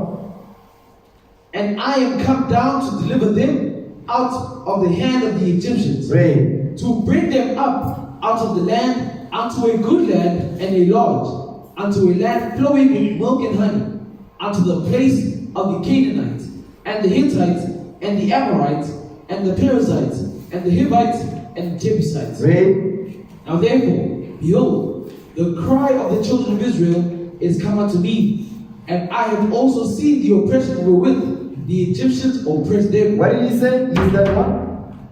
I have also seen the oppression wherewith the Egyptians oppressed them. He says, I have also seen the oppression wherewith the Egyptians oppressed them. Guess what? The same thing that happened back then, the Lord is seeing the same thing today, where the white man is oppressing us, where the Chinese man is oppressing us, where the Arab man is oppressing us. The Lord is not oblivious to none of that. The Lord sees everything that's going on. That's why He's waking us up this day, to get us ready to go on to the wilderness, to deliver us out of the hands of our enemies. You understand? Read. Come now therefore, and I will send thee unto Pharaoh, that thou mayest bring forth my people, the children of Israel, out of Egypt. You see what the Lord is saying? Guess what? The Lord is doing the same thing with us. When we go to camp to teach our people, guess what? The Lord is sending us to Pharaoh, the new Pharaoh. Because guess where we go? We go to the street corners in the lands of our enemies, behind enemy lines. What are we doing? We teach the Bible against the great kingdoms that are over us. Give me that in Jeremiah. Okay, give me Jeremiah 28. Watch this. Jeremiah chapter 28 verse 8. The book of Jeremiah chapter 28 verse 8. Come on. The prophets that have seen before me. The prophets that have been before me. Read that right? The book of Jeremiah chapter 28 verse 8. Come on. The prophets that have been before me and before thee of old prophesied both against many countries. The prophets are both against many countries. Against.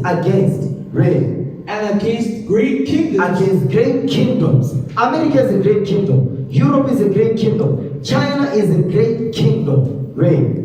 Of war. Of what?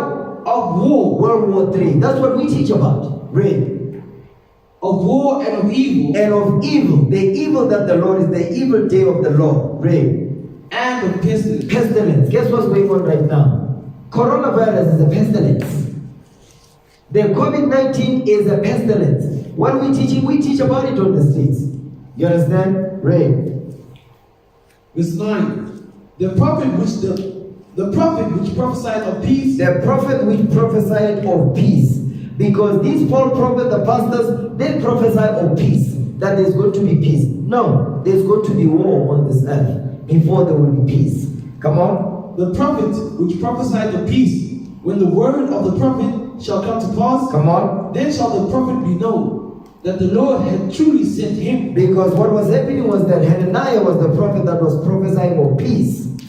And the Lord was like, listen, Jeremiah, go and speak to this false prophet right here. That is, he should not be prophesying about peace. You understand? And guess what? The Lord put that prophet to death. That's what he did. Hananiah was put to death. Just read on in the chapter, you'll find that out. Okay? Give me Exodus 6 and 1. Exodus chapter 6 verse 1. Watch this. The book of Exodus chapter 6 verse 1. Come on. Then the Lord said to Moses, Now shalt thou see what I will do to Pharaoh. You see what he's saying? He says, now shalt thou see what I'm going to do to Pharaoh. Now I'm going to show you what I'm going to do to this man. Watch this. Come on.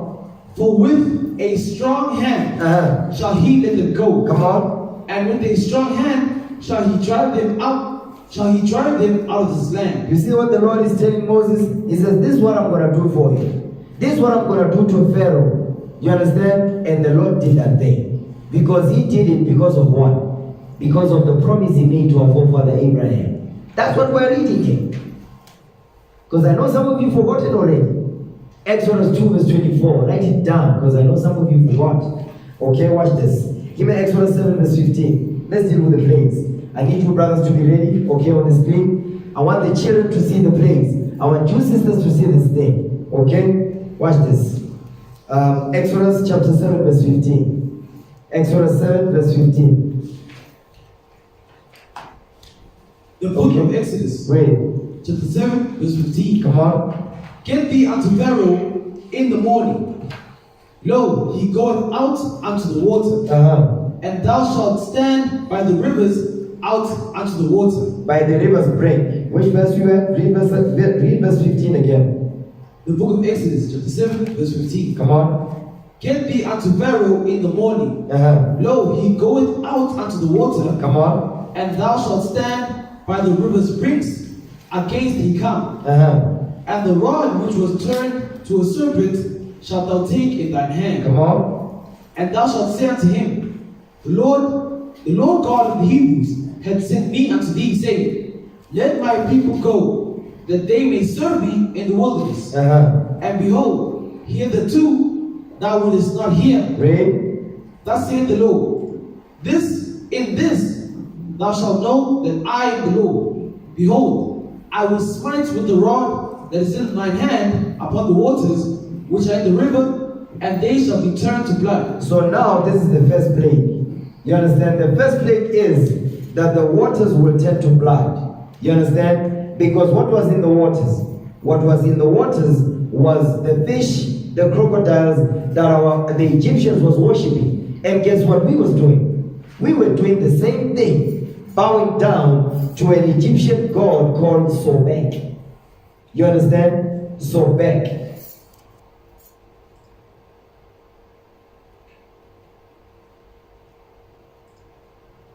You see that? That's the crocodile god right there. You understand? That is what the Egyptians was worshipping. Guess what we were doing? We were worshipping the same thing. You ever seen when you go to like Yolipopo, wherever, you see Bakwena, the toll gates? Those are Hamites. Okay? Those are former slave masters, by the way. You understand? They have that thing right there. It comes from all the way back to Egypt. You understand? It comes from there. Watch this. Read on. Exodus chapter 7 verse 19. Come on. And the Lord spake unto Moses. No, read verse 18. Exodus chapter 7 verse 18. Come on. And the fish that is in the river shall die, and the river shall stink, and the Egyptians shall loathe to drink of the water of the river. So now, because remember they were worshipping these things. Watch this. Give me that one. Just type up the fish head. The fish head. The Pope, they wear that. Okay? And guess what? the Pope gets it from. The Pope gets this stuff from the Assyrian Empire, but the Assyrian Empire gets it from Egypt. You understand? Yeah, you see that? Click that. Because the Assyrians had that.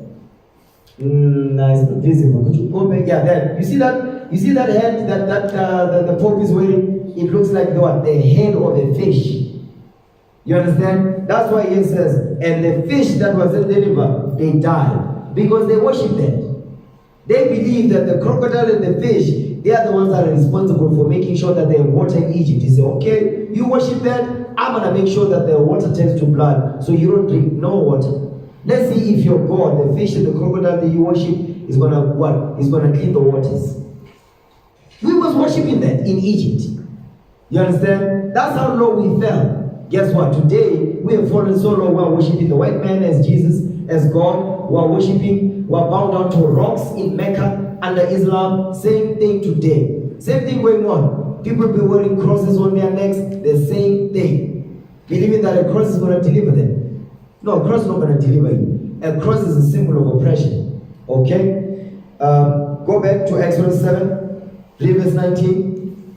Exodus 7 verse 19. Come on. And the Lord spake unto Moses, say unto Aaron, take thy rod and stretch out thine hand upon the waters of Egypt. Come on. Upon their streams, upon their rivers, and upon their ponds, Read. and upon all the pools of water, that they may become blood, and that there may be blood throughout all the land of Egypt, both in vessels of wood and in vessels of stone. There was blood everywhere. So could you imagine? You are thirsty, you want to drink, but there's blood everywhere.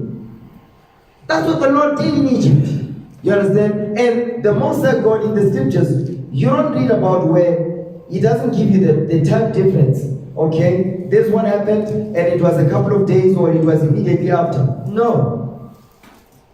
Just look at today, what's going on today.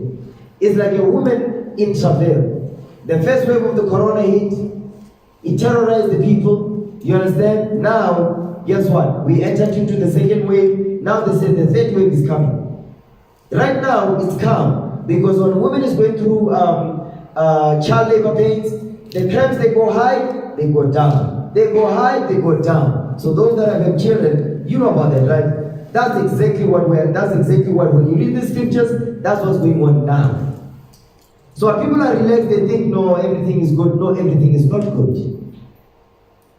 Much evil is coming. Okay? Now, let's go to the next one. Give me that in Exodus 8 verse 1. Exodus chapter 8 verse 1. Let's deal with the second plague. Okay? I need you to be ready. I'll let you know when we're supposed to type there. Exodus 8 verse 1. Read that. The book of Exodus chapter 8 verse 1. Come on. And the Lord spake unto Moses, go unto Pharaoh and say unto him, thus saith the Lord, let my people go, that they may serve me. Read. And if thou refuse to let them go, behold, I will smite all the borders with frogs. With the what? I will smite all thy borders with frogs. He says he's going to smite Egypt with frogs. Come on. And the river shall bring forth frogs abundantly, which shall go up and come into thine house, into thine bedchamber, and upon thy bed. Come on. And into the house of thy servants, and upon the people, and upon thy people, and into thine ovens, and into thy kneading troughs. So you really have to imagine this thing. Imagine we're sitting right here. All of a sudden, there's just a multitude of frogs in this room. Everywhere. Heaps upon heaps of frogs. You really need to imagine. You see, the Most High is a genius when it comes to terror. You don't play games. Frogs. He didn't say snakes. No, frogs. And the type of frogs that the Lord made back then is not the type of frogs that you read about today, that you see about. No, He made special frogs for that occasion. The ones that you've never seen before. You understand? Come on. Verse 3. And the river shall... Verse 4. Verse 4. Verse 4. And the frogs shall come up both upon thee, and upon thy people, and upon all thy servants. Read. And the Lord spake unto Moses, say unto Aaron, stretch forth thine hand with thy rod over the streams, over the rivers, and over the ponds, and caused frogs to come up upon the land of Egypt. Read on, verse 6. Watch this. Verse 6.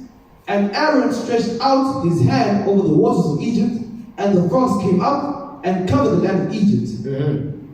And the magicians did so with their enchantments. So the magicians is talking about the sangomas. That's what they call them today.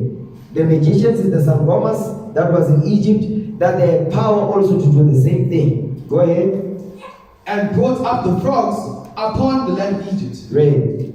Then Pharaoh called for Moses and Aaron, and said, entreat the Lord, that he may take away the frogs from me and from my people, and I will let the people go. Now watch this.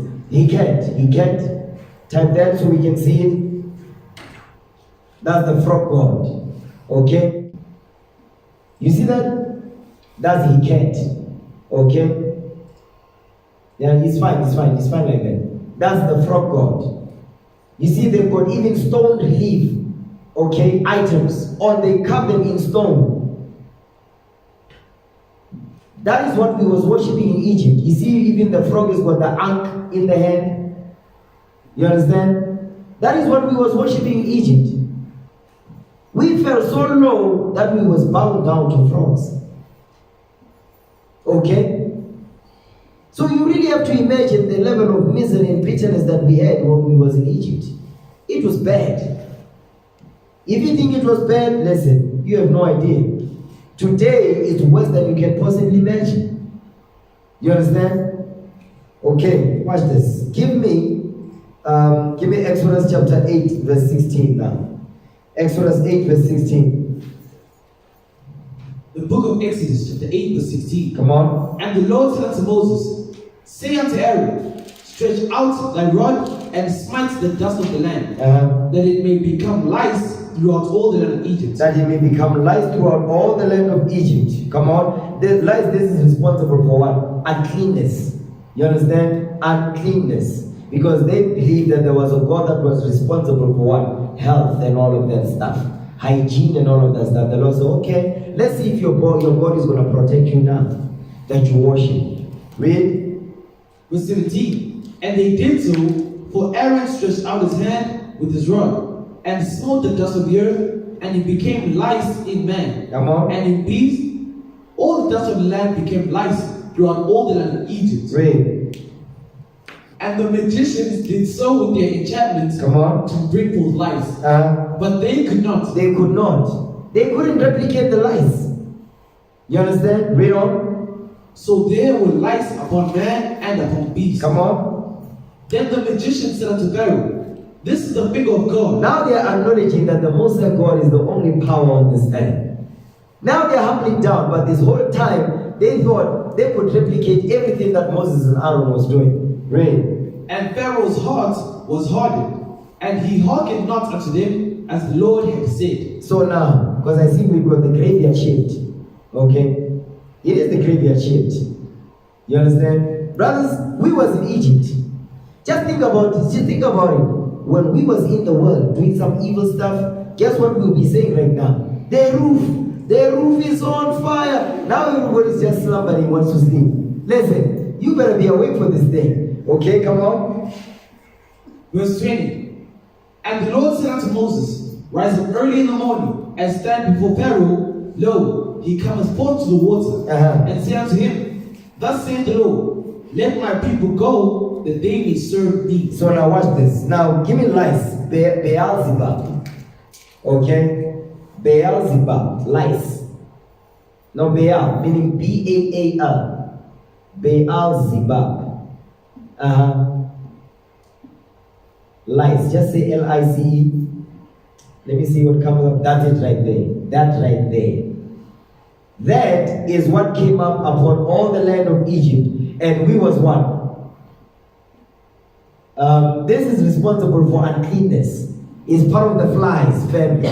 You understand? That's why you see people have lice in their hair. You understand that? Yeah. That is what was going on in Egypt. Lice was coming up upon the animals, upon the people, upon anything that moved. There was lice upon it. Uncleanness. You understand? And guess what? They believed that there was a God that was responsible to do what? To make sure that they are clean and hygiene. and hygienic. You understand? So the Lord said, okay, let's see if Beelzebub, Lord of the lies, is going to protect you this day. Okay, watch this. Read verse 21. Okay, here's another one. Exodus chapter 8, verse 21. Come on. Else, if thou wilt not let my people go, behold, I will send swarms of flies upon thee, and upon thy servants, and upon thy people, and into thy houses, and the houses of the Egyptians shall be full of swarms of flies, and also the ground whereon they are. Come on. And I will sever in that day the land of Goshen, in which my people dwell. Come on. That no swarms of flies shall be there, to the end that thou mayest know that I am the Lord in the midst of the earth. You see that thing right there? We have a God. There's a God. We said there is a God. Understand that? In the land of Goshen, none of this was going on. Guess what's going on today? All of the virus that is killing our people and all that, you keep the commandments, you're going to be fine. You don't keep the commandments, guess what's going to happen? You're going to be affected by this stuff. You understand? Watch this. Beelzebub, Lord of the Flies, because that's what they were calling Christ. They were saying Christ was Lord of the Flies. Okay?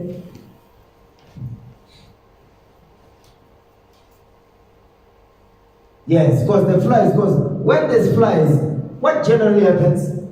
Maggots happen. Okay? Maggots. When you see flies, there's stink going on. You understand? So guess what?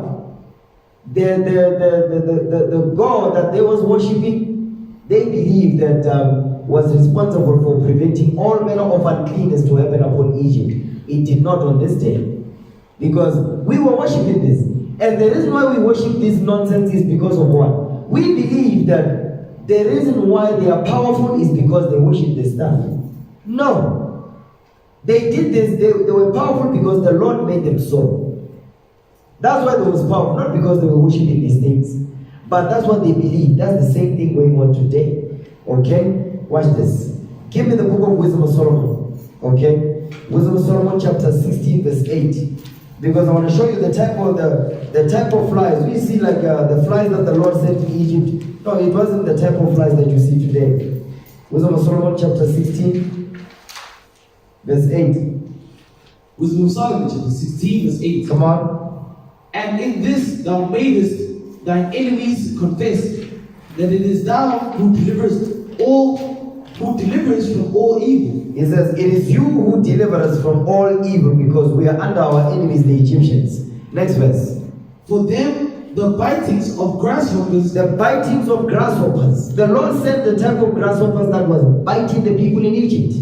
You understand? Come on. For them the bitings of grasshoppers and flies killed. So you really need to imagine what type of fly that will bite you and you drop dead. What type of fly is that? I've never seen that. This is not a regular house fly. You understand? It's the type of fly that when it lands on a car, the car will collapse. That's the type of fly we're talking about. You understand? Read that part again. Wisdom of Solomon, chapter 16, verse 9. Come on. For them the bitings of grasshoppers and flies killed. Neither was there found any remedy for their life. Come on. For they were worthy to be punished by such. He says they were worthy to be punished by such because they were worshipping them things. They were worshipping these things. Okay? Give me that in Exodus chapter 9 verse 1. Exodus chapter 9 verse 1. Let's deal with the next plague. Okay? We dealt with the lice, with the flies. Now we're going to deal with the next plague. Exodus 9 verse 1. The book of Exodus chapter 9 verse 1. Come on. Then the Lord said unto Moses, Go in unto Pharaoh and tell him, Thus saith the Lord God of the Hebrews, Let my people go, that they may serve me. Read. For if thou refuse to let them go, and wilt hold them still, come on, behold, the hand of the Lord is upon thy cattle, which is in the field, upon the horses, upon the asses, upon the camels, upon the oxen, and upon the sheep. There shall be a very grievous murrain. There shall be a very grievous murrain. Could you define the word murrain? Okay. let's see the definition of the word murray. That's not a regular Hebrew word. Okay, it's double R.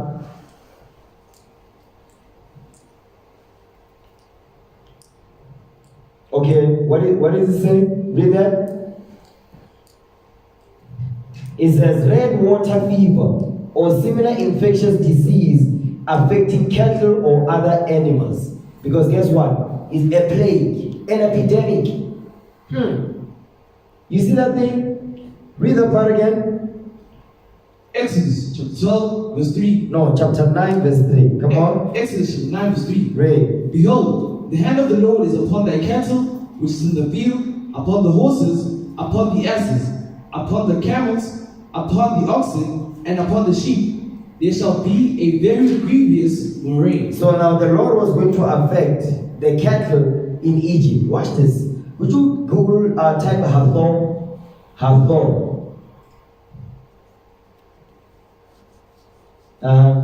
Gods of Egypt. You can even just click that.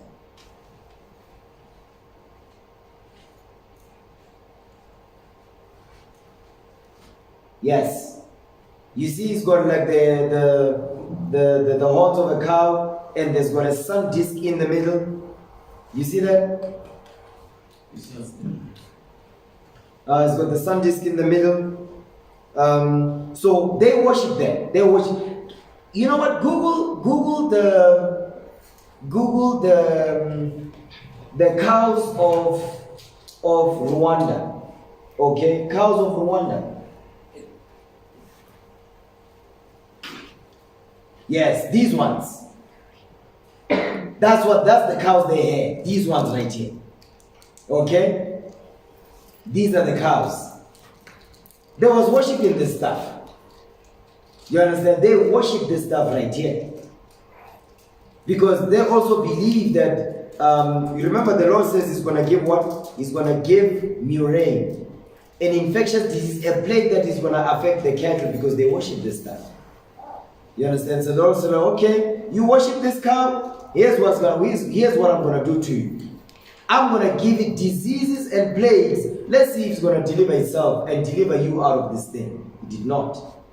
You understand? It did not do that thing. Okay, come on, Exodus 9. Exodus chapter 9 and read verse 5. Exodus 9 verse 5. Read that. The book of Exodus chapter 9 verse 5. And the Lord appointed a set time, saying, tomorrow the Lord shall do this thing in the land. And the Lord did that thing on the morrow. Come on. And all the cattle of Egypt died. Read. But of the cattle of the children of Israel died not one. Because our cattle don't look like this. You understand? I used to look after cattle, sheep and goat. I've never looked after cattle like this ones. The ones that we look after is the ones with small horns. Okay? These ones. These are normal cows. Those are not normal cows. You understand? Those are the cows that the Egyptians was worshipping, not this one, but the other ones. Okay? Read on, verse 6. Verse 6. And the Lord did that thing on the morrow, and all the cattle of Egypt died, but of the cattle of the children of Israel died not one. Okay, give me Exodus chapter 9, verse 8 now. Exodus chapter 9, verse 8. Read that. Exodus chapter 9, verse 8. Come on. And the Lord said unto Moses and unto Aaron, take to you handfuls of ashes of the furnace, and let Moses sprinkle it toward the heaven in the sight of Pharaoh. Come on. And it shall become small dust in the land of Egypt, and shall be a boil breaking forth upon plains upon man, with plains upon man, and upon beasts throughout all the land of Egypt. Because they remember the Egyptians, they had a god is responsible for beauty. The Lord said, okay, I'm gonna jack your faces up. I'm going to mess your skin up. I'm going to give you boils. Let's see the god that you call Kitesh. Type that now. Kitesh.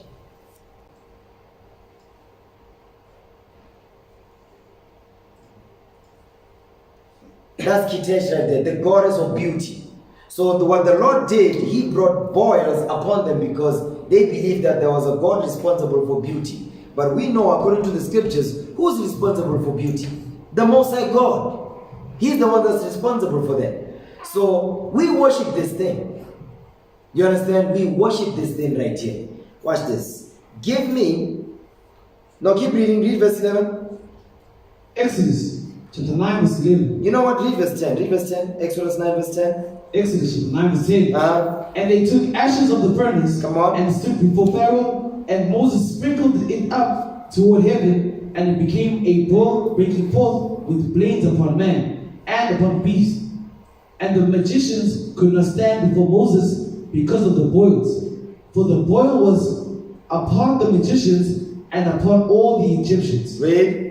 And the Lord hardened the heart of Pharaoh, and he hearkened not unto them, Come on. as the Lord had spoken unto Moses. Come on. Verse 13. And the Lord said unto Moses, rise up early in the morning. You know what? That's it on that. Give me Exodus 9:16 now. Read verse 16. Exodus chapter 9, verse 16. Mm-hmm. And in very deed, for this cause have I raised thee up, for to show in thee my power, and that my name may be declared throughout all the earth. That's why the Lord is doing this. That his name may be declared among all the earth. His name. Not Pharaoh's name, not their gods, none of that. Read. And yet exaltest thou thyself against my people, that thou wouldst not let them go? Come on. Behold, tomorrow is the time I will About call. this time. Tomorrow about this time. Come on. Behold, tomorrow about this time I will cause it to rain a very grievous hail, such as hath not been in the Egypt since the foundation thereof, even until now. So the Lord is saying, listen, I'm gonna bring some grievous hail upon Egypt. Because they believed there was a sky god that was responsible for looking after the what? The crops and all of that. No, the earth god. Because the hail will come down, will destroy the crops. They believed there was a God responsible for that thing. Read. Exodus chapter 9, verse 17. As thou exaltest thyself against my people. No, verse 19. Verse 19. Come on. Exodus chapter 9, verse 19. Send therefore now and gather thy cattle and all that thou hast in the field. Come on. For upon every man and beast which shall be found in the field and shall not be brought home, the hail shall come down upon them. Come on. And they shall die. The hail shall come down upon them, every beast, every man, you understand, that is found in the field, they are going to be put to death because of this hail. Read. He that feared the word of the Lord among the servants of Pharaoh made his servants and his cattle flee into the houses. Read. And he that regardeth not the word of the Lord left his servants and his cattle in the field. Come on. And the Lord said unto Moses, Stretch forth thine hand toward heaven, that there may be hail upon all the land of Egypt, upon man and upon beast, and upon every herb of the field throughout the land of Egypt. So now this hail is going to destroy what? He says it's going to destroy the man, the beast, and the herbs, meaning their crops. Come on.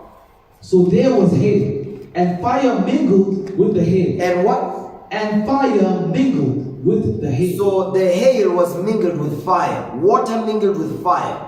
Water is supposed to what? To put fire out. It didn't happen on this day. Two opposite elements were operating together as one. You understand? One did not put the other one out as it's supposed to according to nature. You understand? Read. So there was hail and fire mingled with the hail, very grievous, such as there was none like it in all the land of Egypt since it became a nation. Come on. And the hail smote throughout all the land of Egypt, all that was in the field, both man and beast, and the hail smote every herb of the field, and brake every tree of the field. You see that thing right there? So what we are reading here is the Most High God, because remember, Egypt was a powerhouse. And we made Egypt the powerful kingdom on earth through slavery. So because of that, everything was prospering in Egypt. Their crops, their livestock, you understand? Even the megalithic structures that they made us to build for them, they were prospering. So when the Lord was bringing death and destruction upon them, nobody believed it.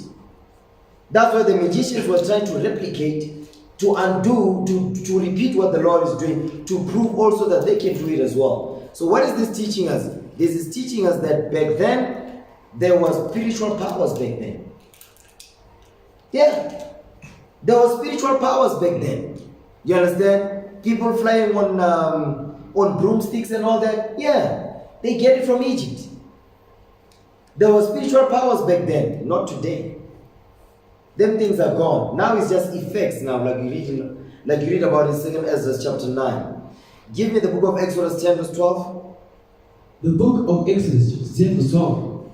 And the Lord said unto Moses, stretch out thine hand over the land of Egypt for the locusts, that they may come up upon the land of Egypt, and eat every herb of the land, even all that the hail hath left. Whatever the hail left, the locusts came and destroyed everything. Come on. And Moses stretched forth his rod over the land of Egypt. Mm-hmm. And the Lord brought an east wind upon the land all that day and all that night. And when it was morning, the east wind brought the locusts. Wait. And the locusts went up over all the land of Egypt and rested in the coast of Egypt. Mm-hmm. Very grievous were they. Before them there were no such locusts as they, neither after them shall be such. Come on. For they covered the face of the whole earth. They did what? For they covered the face of the whole earth. What type of locusts are these? Do you know? Watch this. So that the land was darkened, and they did eat every herb of the land, and all the fruits of the trees which the hail had left. Come on. And there remained not any green thing in the trees, or in the herbs of the field, through all the land of Egypt. So now, because you need to remember, really need to think about it. Because the Egyptians, they believed that, listen, there was a goddess, there was a sky goddess, you understand, who was responsible for what? All the things that will come out of space, that will protect them. If there's a comet, you understand, if there's you know that cover stone that we see in Mecca, what is that called? No. We know it's they call it the cover stone, but the stone that falls from the sky, what is that called? The what? A comet, right? Okay. So they had a sky god protecting the sky. You understand? Nut is the sky god. Okay? Responsible for what? Everything that will come from the sky that will destroy them. The Lord sent hail, He sent fire from heaven. And Nut could not protect them. Would you scroll down? Let me see that. Okay, let's just stop there. Okay, you see that? You see the stars up there? You see the sky? So that's what they worship. They worship the sky. You understand? That's why you see the white man is obsessed with going to the heavens. Because they believe there's some power in that thing. Okay? Nut, the sky goddess. Now you don't have to tap that. You can just go back to where you were at.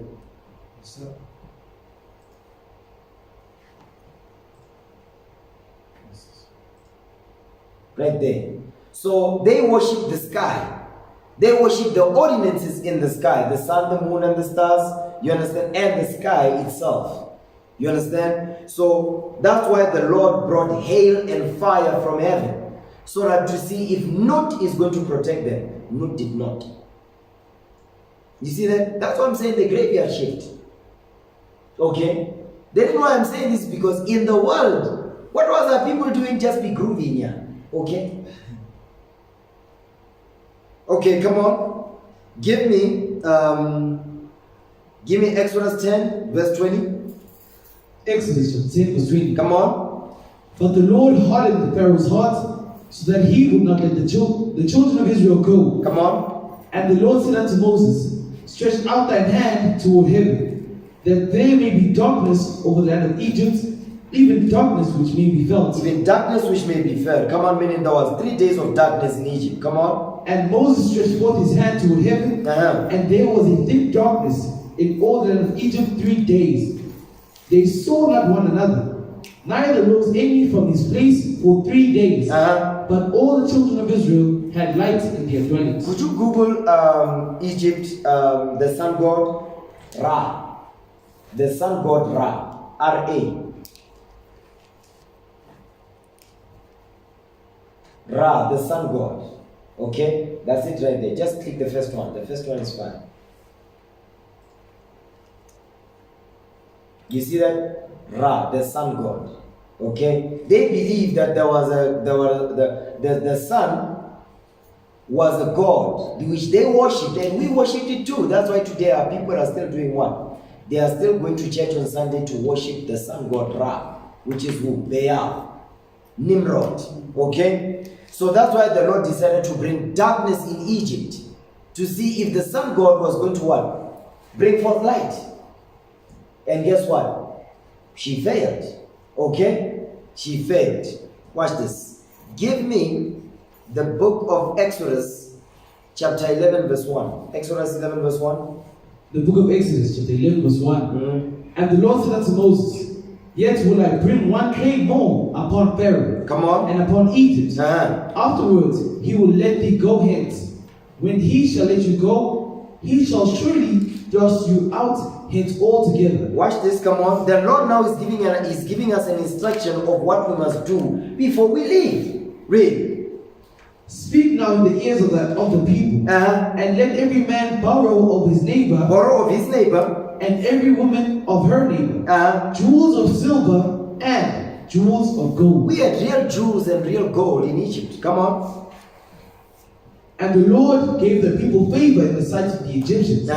Moreover, the man Moses was very great in the land of Egypt. Come on. In the sight of Pharaoh's servants and in the sight of the people. Read. And Moses said, Thus said the Lord, about midnight. About what? About midnight. Midnight, come on. Will I go out into the midst of Egypt. Read. And all the firstborn in the land of Egypt shall die. Shall what? Shall die. All the firstborn in the land of Egypt shall be put to death. Come on. From the firstborn of Pharaoh that sitteth upon his throne, even unto the firstborn of the maidservant that is behind the mill. Read. And all the firstborn of beasts. You see that thing? So now what we're reading here, the Lord is giving the Moses the instruction of, listen, this is what's going to go down. Okay, come on.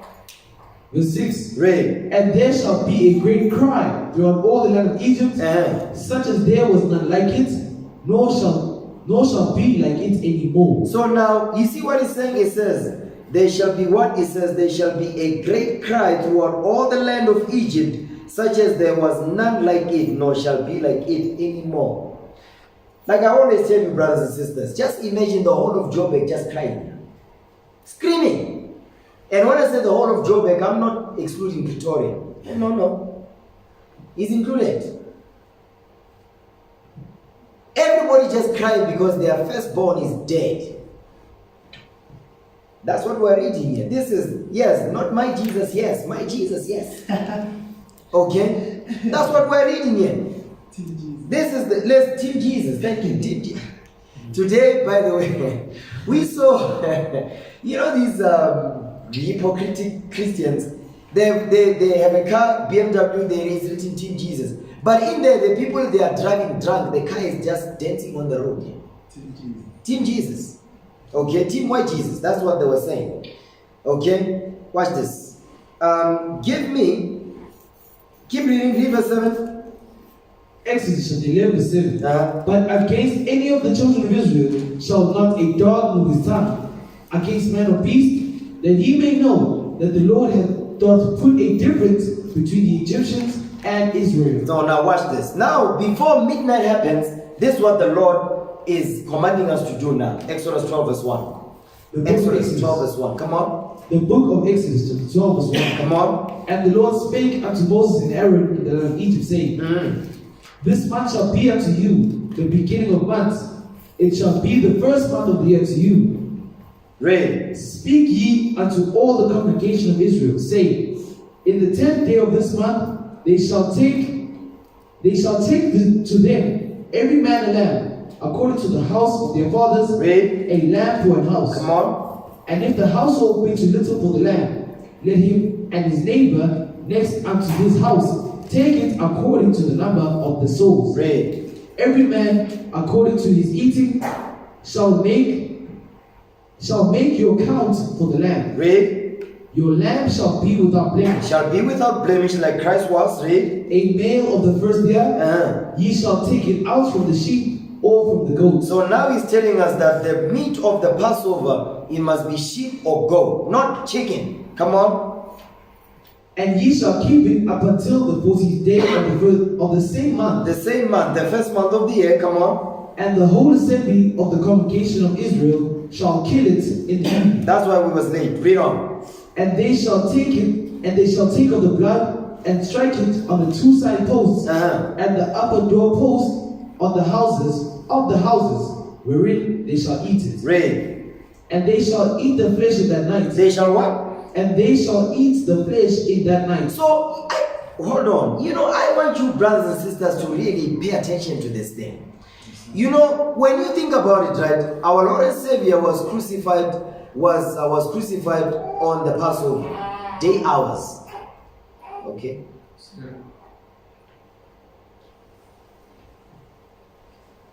Do you want to deal with the child? Okay, so our Lord and Savior was crucified on the Passover, right? So really, just think about it. We went over the gospel of Christ, right? Yes, when we're going over how the process, what happened before Christ was crucified at 9 a.m. Yes, guess what? Give me that in Matthew 26. Let me show you something. Matthew 26, okay? Matthew chapter 26. Matthew 26 and verse 17. Watch this. The book of Matthew, chapter 26, verse 17. Now the first day of the feast of unleavened bread, the disciples came to Jesus, saying unto him, Where wilt thou... You know what? Wait. Read verse 2. Matthew 26, verse 2. The book of Matthew, chapter 26, verse 2. Ye know that after 2 days is the feast of the Passover. Read. And the Son of Man is betrayed to be crucified. And the Son of Man is betrayed to be crucified. Read verse 16 now. Matthew 26, verse 16. And from that time he sought opportunity to betray him. He is Judas Iscariot. Come on. Now the first day of the feast of unleavened bread, the disciples came to Jesus, saying unto him, Where wilt thou that we prepare for thee to eat the Passover?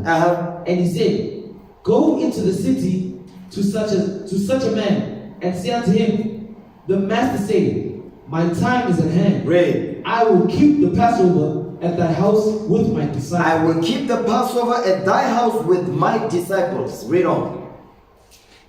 And the disciples did as Jesus had appointed them, and they made ready the Passover. They made ready the Passover. Watch this, come on. Now when the even was come. When the what? When the even was come. When the even was come, because that's when the Passover begins according to Genesis 1 verse 5. The day begins at sundown. Go ahead. He sat down with the 12. He sat down with the 12 disciples. Come on. And as they did eat, he said, Verily I say unto you, that one of you shall betray me. Now I want you to really think now. You see, the Passover, that's when we left Egypt. We celebrate the Passover, midnight we left, because at midnight there was a great cry in Egypt. Guess what? The same thing that happened in Egypt, guess what happened? Christ was crucified, was betrayed on this day. So when we are going over the Gospels, from the time when they prepared the Passover, guess what? When you read the Gospels, it's time, the whole night. What was they doing? Plotting and scheming on how to betray the Son of Man. So, two different timelines in history. You understand? Christ delivering us out of the hand of the Egyptians. And guess what? Christ being crucified and betrayed by the same people that he delivered them out of Egypt. Could you imagine that?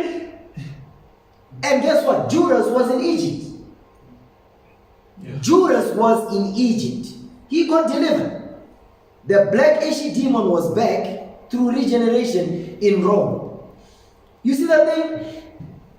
So today, yes, we was delivered out of Egypt. But today is the day when our Lord and Savior was betrayed.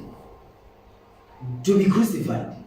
So when we sit down here and actually, you see brothers are, slumbering and all that. Today is the day when our Lord and Savior was betrayed to be crucified. Just think about that thing. Okay? I understand the children, they will fall asleep and all that. Listen. Our Lord and Savior was betrayed on this day. You understand? You really need to let this thing just marinate in your spirit. On this day. Because some of you thinking, yeah, we was delivered out of Egypt. Yes, we was delivered. But guess what? The same day that we was delivered out of Egypt, in the future, Christ was betrayed and was crucified. You really need to look at the contrast between the two events and the parallels thereof. Okay? Watch this. Go back. I don't want to get into that topic. Okay? Exodus 12. Exodus chapter 12. Remember when Christ was coming back? He said he went to pray because he said the hour was coming. Guess what? When he came back, what happened? What was the disciples doing? They were sleeping. He was mad as hell. You understand? It says, you couldn't sit with me for a couple of somethings when I go and pray. Are you kidding? You understand? Exodus 12. Okay? Exodus chapter 12. Exodus chapter 12 and verse 9. Read that again. No, read verse 8. Verse 8. The book of Exodus, chapter 12, verse 8. Come on. And they shall eat the flesh in that night, roast with fire, and unleavened bread. And unleavened bread, come on. And with bitter herbs. With bitter herbs. And with bitter herbs they shall eat. That's the menu for the Passover. Unleavened bread, bitter herbs, lamb or goat. Come on. Eat not of it raw, nor salt it at all with water. Don't boil it, come on. But roast with fire. Meaning what? You must brine, come on. His head with his legs, and with the purtenance thereof. That's the insides, come on. And ye shall let nothing of it remain until the morning. Stop right there. Read that part again. And ye shall let nothing of it remain until the morning. The meat must not remain in the morning. Because if it remains in the morning, guess where it goes? The garbage. Sisters, you've been messing that figure, you better eat the Passover. The hell is this? Read that part again, verse 10. Exodus chapter 12, verse 10. And ye shall let nothing of it remain until the morning. And that which remaineth of it until the morning ye shall burn with fire. You see what that thing there? He says you shall burn with fire. You better burn that thing. We're not burning nothing with fire. We're going to eat the meat. Okay? Yes, sir. Christ, our Passover, was sacrificed for us. So therefore, let us do what? Let us keep the feast. Okay, go ahead. Verse 11.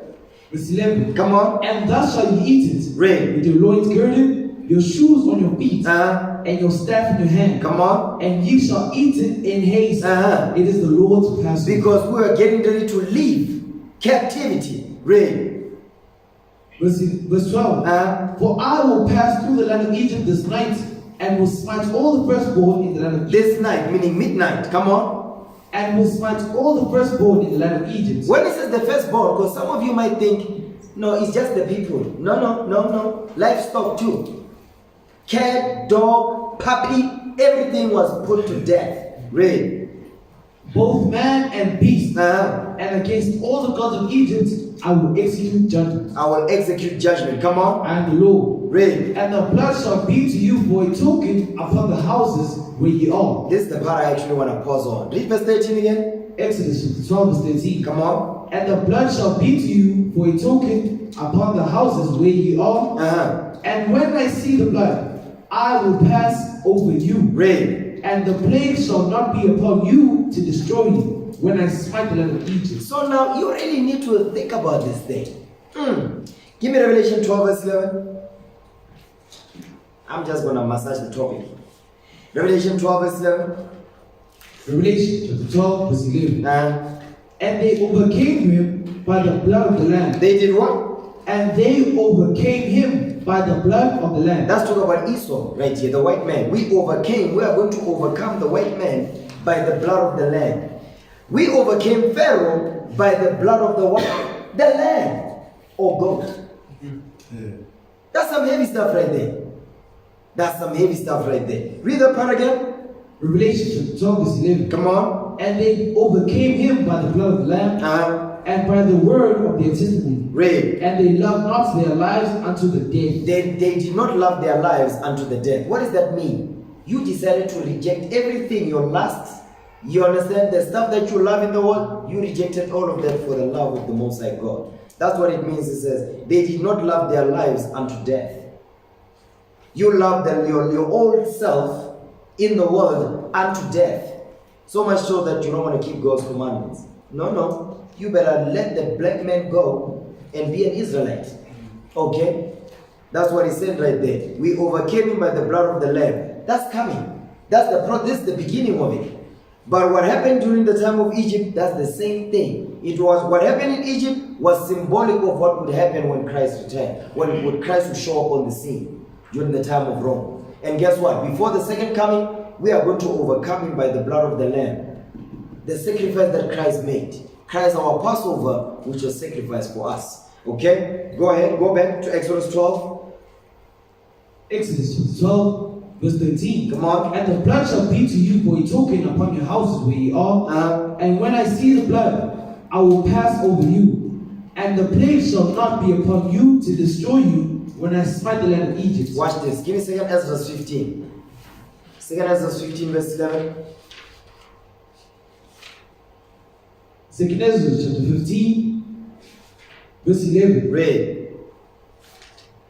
But I will bring them with a mighty hand. I will what? But I will bring them with a mighty hand. This is future prophecy now. Where we are. Come on. And a stretched out arm. Read. And smite Egypt with plagues as before. I'm going to smite Egypt with plagues as before. Come on.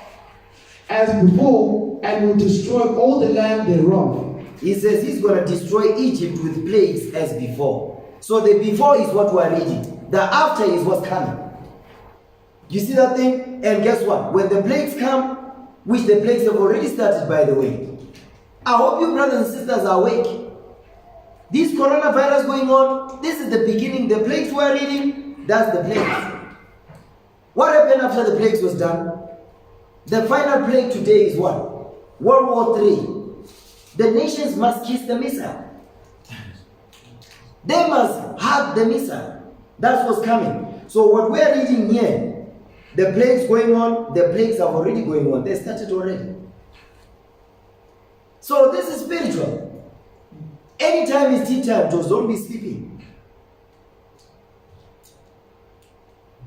You understand? Anytime is tea time. Just watch the news and see what's going on. Something going on in the news. Okay? Go back to Exodus 12. Read Exodus 12 verse 24 now. Exodus 12 verse 24. Come on. And ye shall observe this thing for an ordinance to thee and to thy sons forever. You see that? And to thy sons forever, your children. Read on. And it shall come to pass, when ye come to the land which the Lord will give you, according as he had promised, Read. then ye shall keep the service. Read. The service is the Passover. Come on. And it shall come to pass, when your children shall say unto you, when your children shall say unto you. So when you say unto us, the children be asking us questions. Read that again. Exodus chapter 12, verse 26. Come on. And it shall come to pass, when your children shall say unto you, what mean ye by this service? What mean ye by this service? Come on. That ye shall say, it is the sacrifice of the Lord's Passover. It is the what? It is the sacrifice of the Lord's Passover. It is the sacrifice of the Lord's Passover. That's the same thing we read in verse 13. Same thing we read, you understand, in 1 Corinthians chapter 5, verse 6 through 8. Go ahead. That ye shall say, it is the sacrifice of the Lord's Passover. This is what we're going to tell our children, is the sacrifice of the Lord's Passover. The sacrifice of the Lord. You understand? That's some heavy. You see, when Moses taught us this thing, we just thought, what is Moses talking about? He says, it is the sacrifice of the Lord. The sacrifice of the Lord is Passover. That's some heavy stuff right there. Go ahead. Who passed over the houses of the children of Israel. He did what? Who passed over the houses of the children of Israel. He passed over. Passed over. That's why we call it the Passover. Read on. When he smote the Egyptians and delivered our houses. He delivered our houses. Guess what? He's going to deliver our spiritual houses this day. That's what's going on right now. Spiritually we are being delivered. Physically we are going to be delivered. The physical deliverance is coming. Right now is the spiritual deliverance. Read. And the people bowed their head and worshipped. They did what? And the people bowed their head and worshipped. That's what we're doing right now. Go ahead. And the children of Israel went away and did as the Lord had commanded Moses, and Aaron, so did they. Read. And it came to pass that at midnight the Lord smote all the firstborn in the land of Egypt, from the firstborn of Pharaoh that sat on his throne, Come on. unto the firstborn of the captive that was in the dungeon, Read. and all the firstborn of the captive. You see what the Lord did? We ate the Passover. We ate the Passover. Midnight. That was a great cry. When the people was crying because they lost their firstborns, guess what the Lord did? Take everything they got. Take their garments, take their gold, their jewels, take everything. When we left Egypt, we was dressed like the Egyptians. The best linen, the best clothes, everything. Yes, we was rich when we left Egypt. We didn't look like ragamuffins. Go ahead. And Pharaoh rose up in the night, and all his servants, and all the Egyptians, and there was a great cry in Egypt. Read. For there was not a house where there was not one day. You see that thing? Come on. Also, and he called for Moses and Aaron by night, and said, Rise up and get you forth from among my people, both ye and the children of Israel, and go, serve the Lord as ye have He said. said, now go, get out of here. Come on. Also take your flocks and your herds, as ye have said, and be gone, and bless me also. So he said, bless me as well. While you are at it. Come on. And the Egyptians were urgent upon the people, that they might send them out of the land of Egypt in haste. For they said, we be all dead men. They didn't want to die no more. Guess what? You ever notice? Let me show you, like, this is all spiritual. You see the December demonic days, okay? All this gathering, the Easter and all that stuff. The highest numbers of the COVID-19 is reported among which people? Us. You know what they are doing? They are blaming us. Oh yes. They are blaming us for the stuff. The same way they were blaming us in Egypt, they are blaming us today. Same thing going on. They were blaming us back then. They say, you are the reason why these plagues are going on. They are blaming us today because of the COVID. They say, no, black people, you are too much. You are always gathered together. That's the same spirit. Same spirit. Go ahead. Verse 34. And the people took the dough. Exodus 12, verse 34. Come on. And the people took their dough before it was leavened. The people took their dough before it was leavened. That's why we have unleavened bread. Because at midnight, we left. Before we left, we robbed them first though. Go ahead. Their kneading troughs being bound up in their clothes upon their shoulders. Come on. And the children of Israel did according to the word of Moses, and they borrowed the Egyptians jewels of silver. They took from the Egyptians jewels of silver. And jewels of gold. And raiment. Clothes. We were wearing like the Egyptians. Read. And the Lord gave the people favor in the sight of the Egyptians, so that they lent unto them such things as they required. We required those things because it's ours. Read. And they spoiled the Egyptians. We spoiled them. We took everything they got while they was crying. Read. And the children of Israel journeyed from Ramses to Succoth, about 600,000 on foot that were men beside children. 600,000 men, the army of the Lord out of Egypt. Read. And a mixed multitude went up also with them. The other nations, because the other nations was there in slavery as well, but the majority was us. Read. And the mixed multitude, just like today. Come on. And the mixed multitude went up also with them, and flocks and herds, even very much cattle. Read. And they baked unleavened cakes of their dough which they brought forth out of Egypt. They did what? And they baked unleavened cakes of the dough which they brought forth out of Egypt. For it was not leavened, because they were thrust out of Egypt and could not tarry. Neither had they prepared for themselves any widow. You see that thing? All praise to the Most High God. Give me 1 Corinthians 11 verse 23. Before you get me there, sisters, could you prepare the wine and all that? We need to break bread, okay? We need to break bread. Alright? We need to break bread. 1 Corinthians 11:23. 1 Corinthians chapter 11, verse 23. For I have received of the Lord that which also I delivered unto you, that the Lord Jesus, the same night in which he was betrayed, took bread, and when he had given thanks, he brake it and said, Take, eat, this is my body which is broken for you. This do in remembrance of me.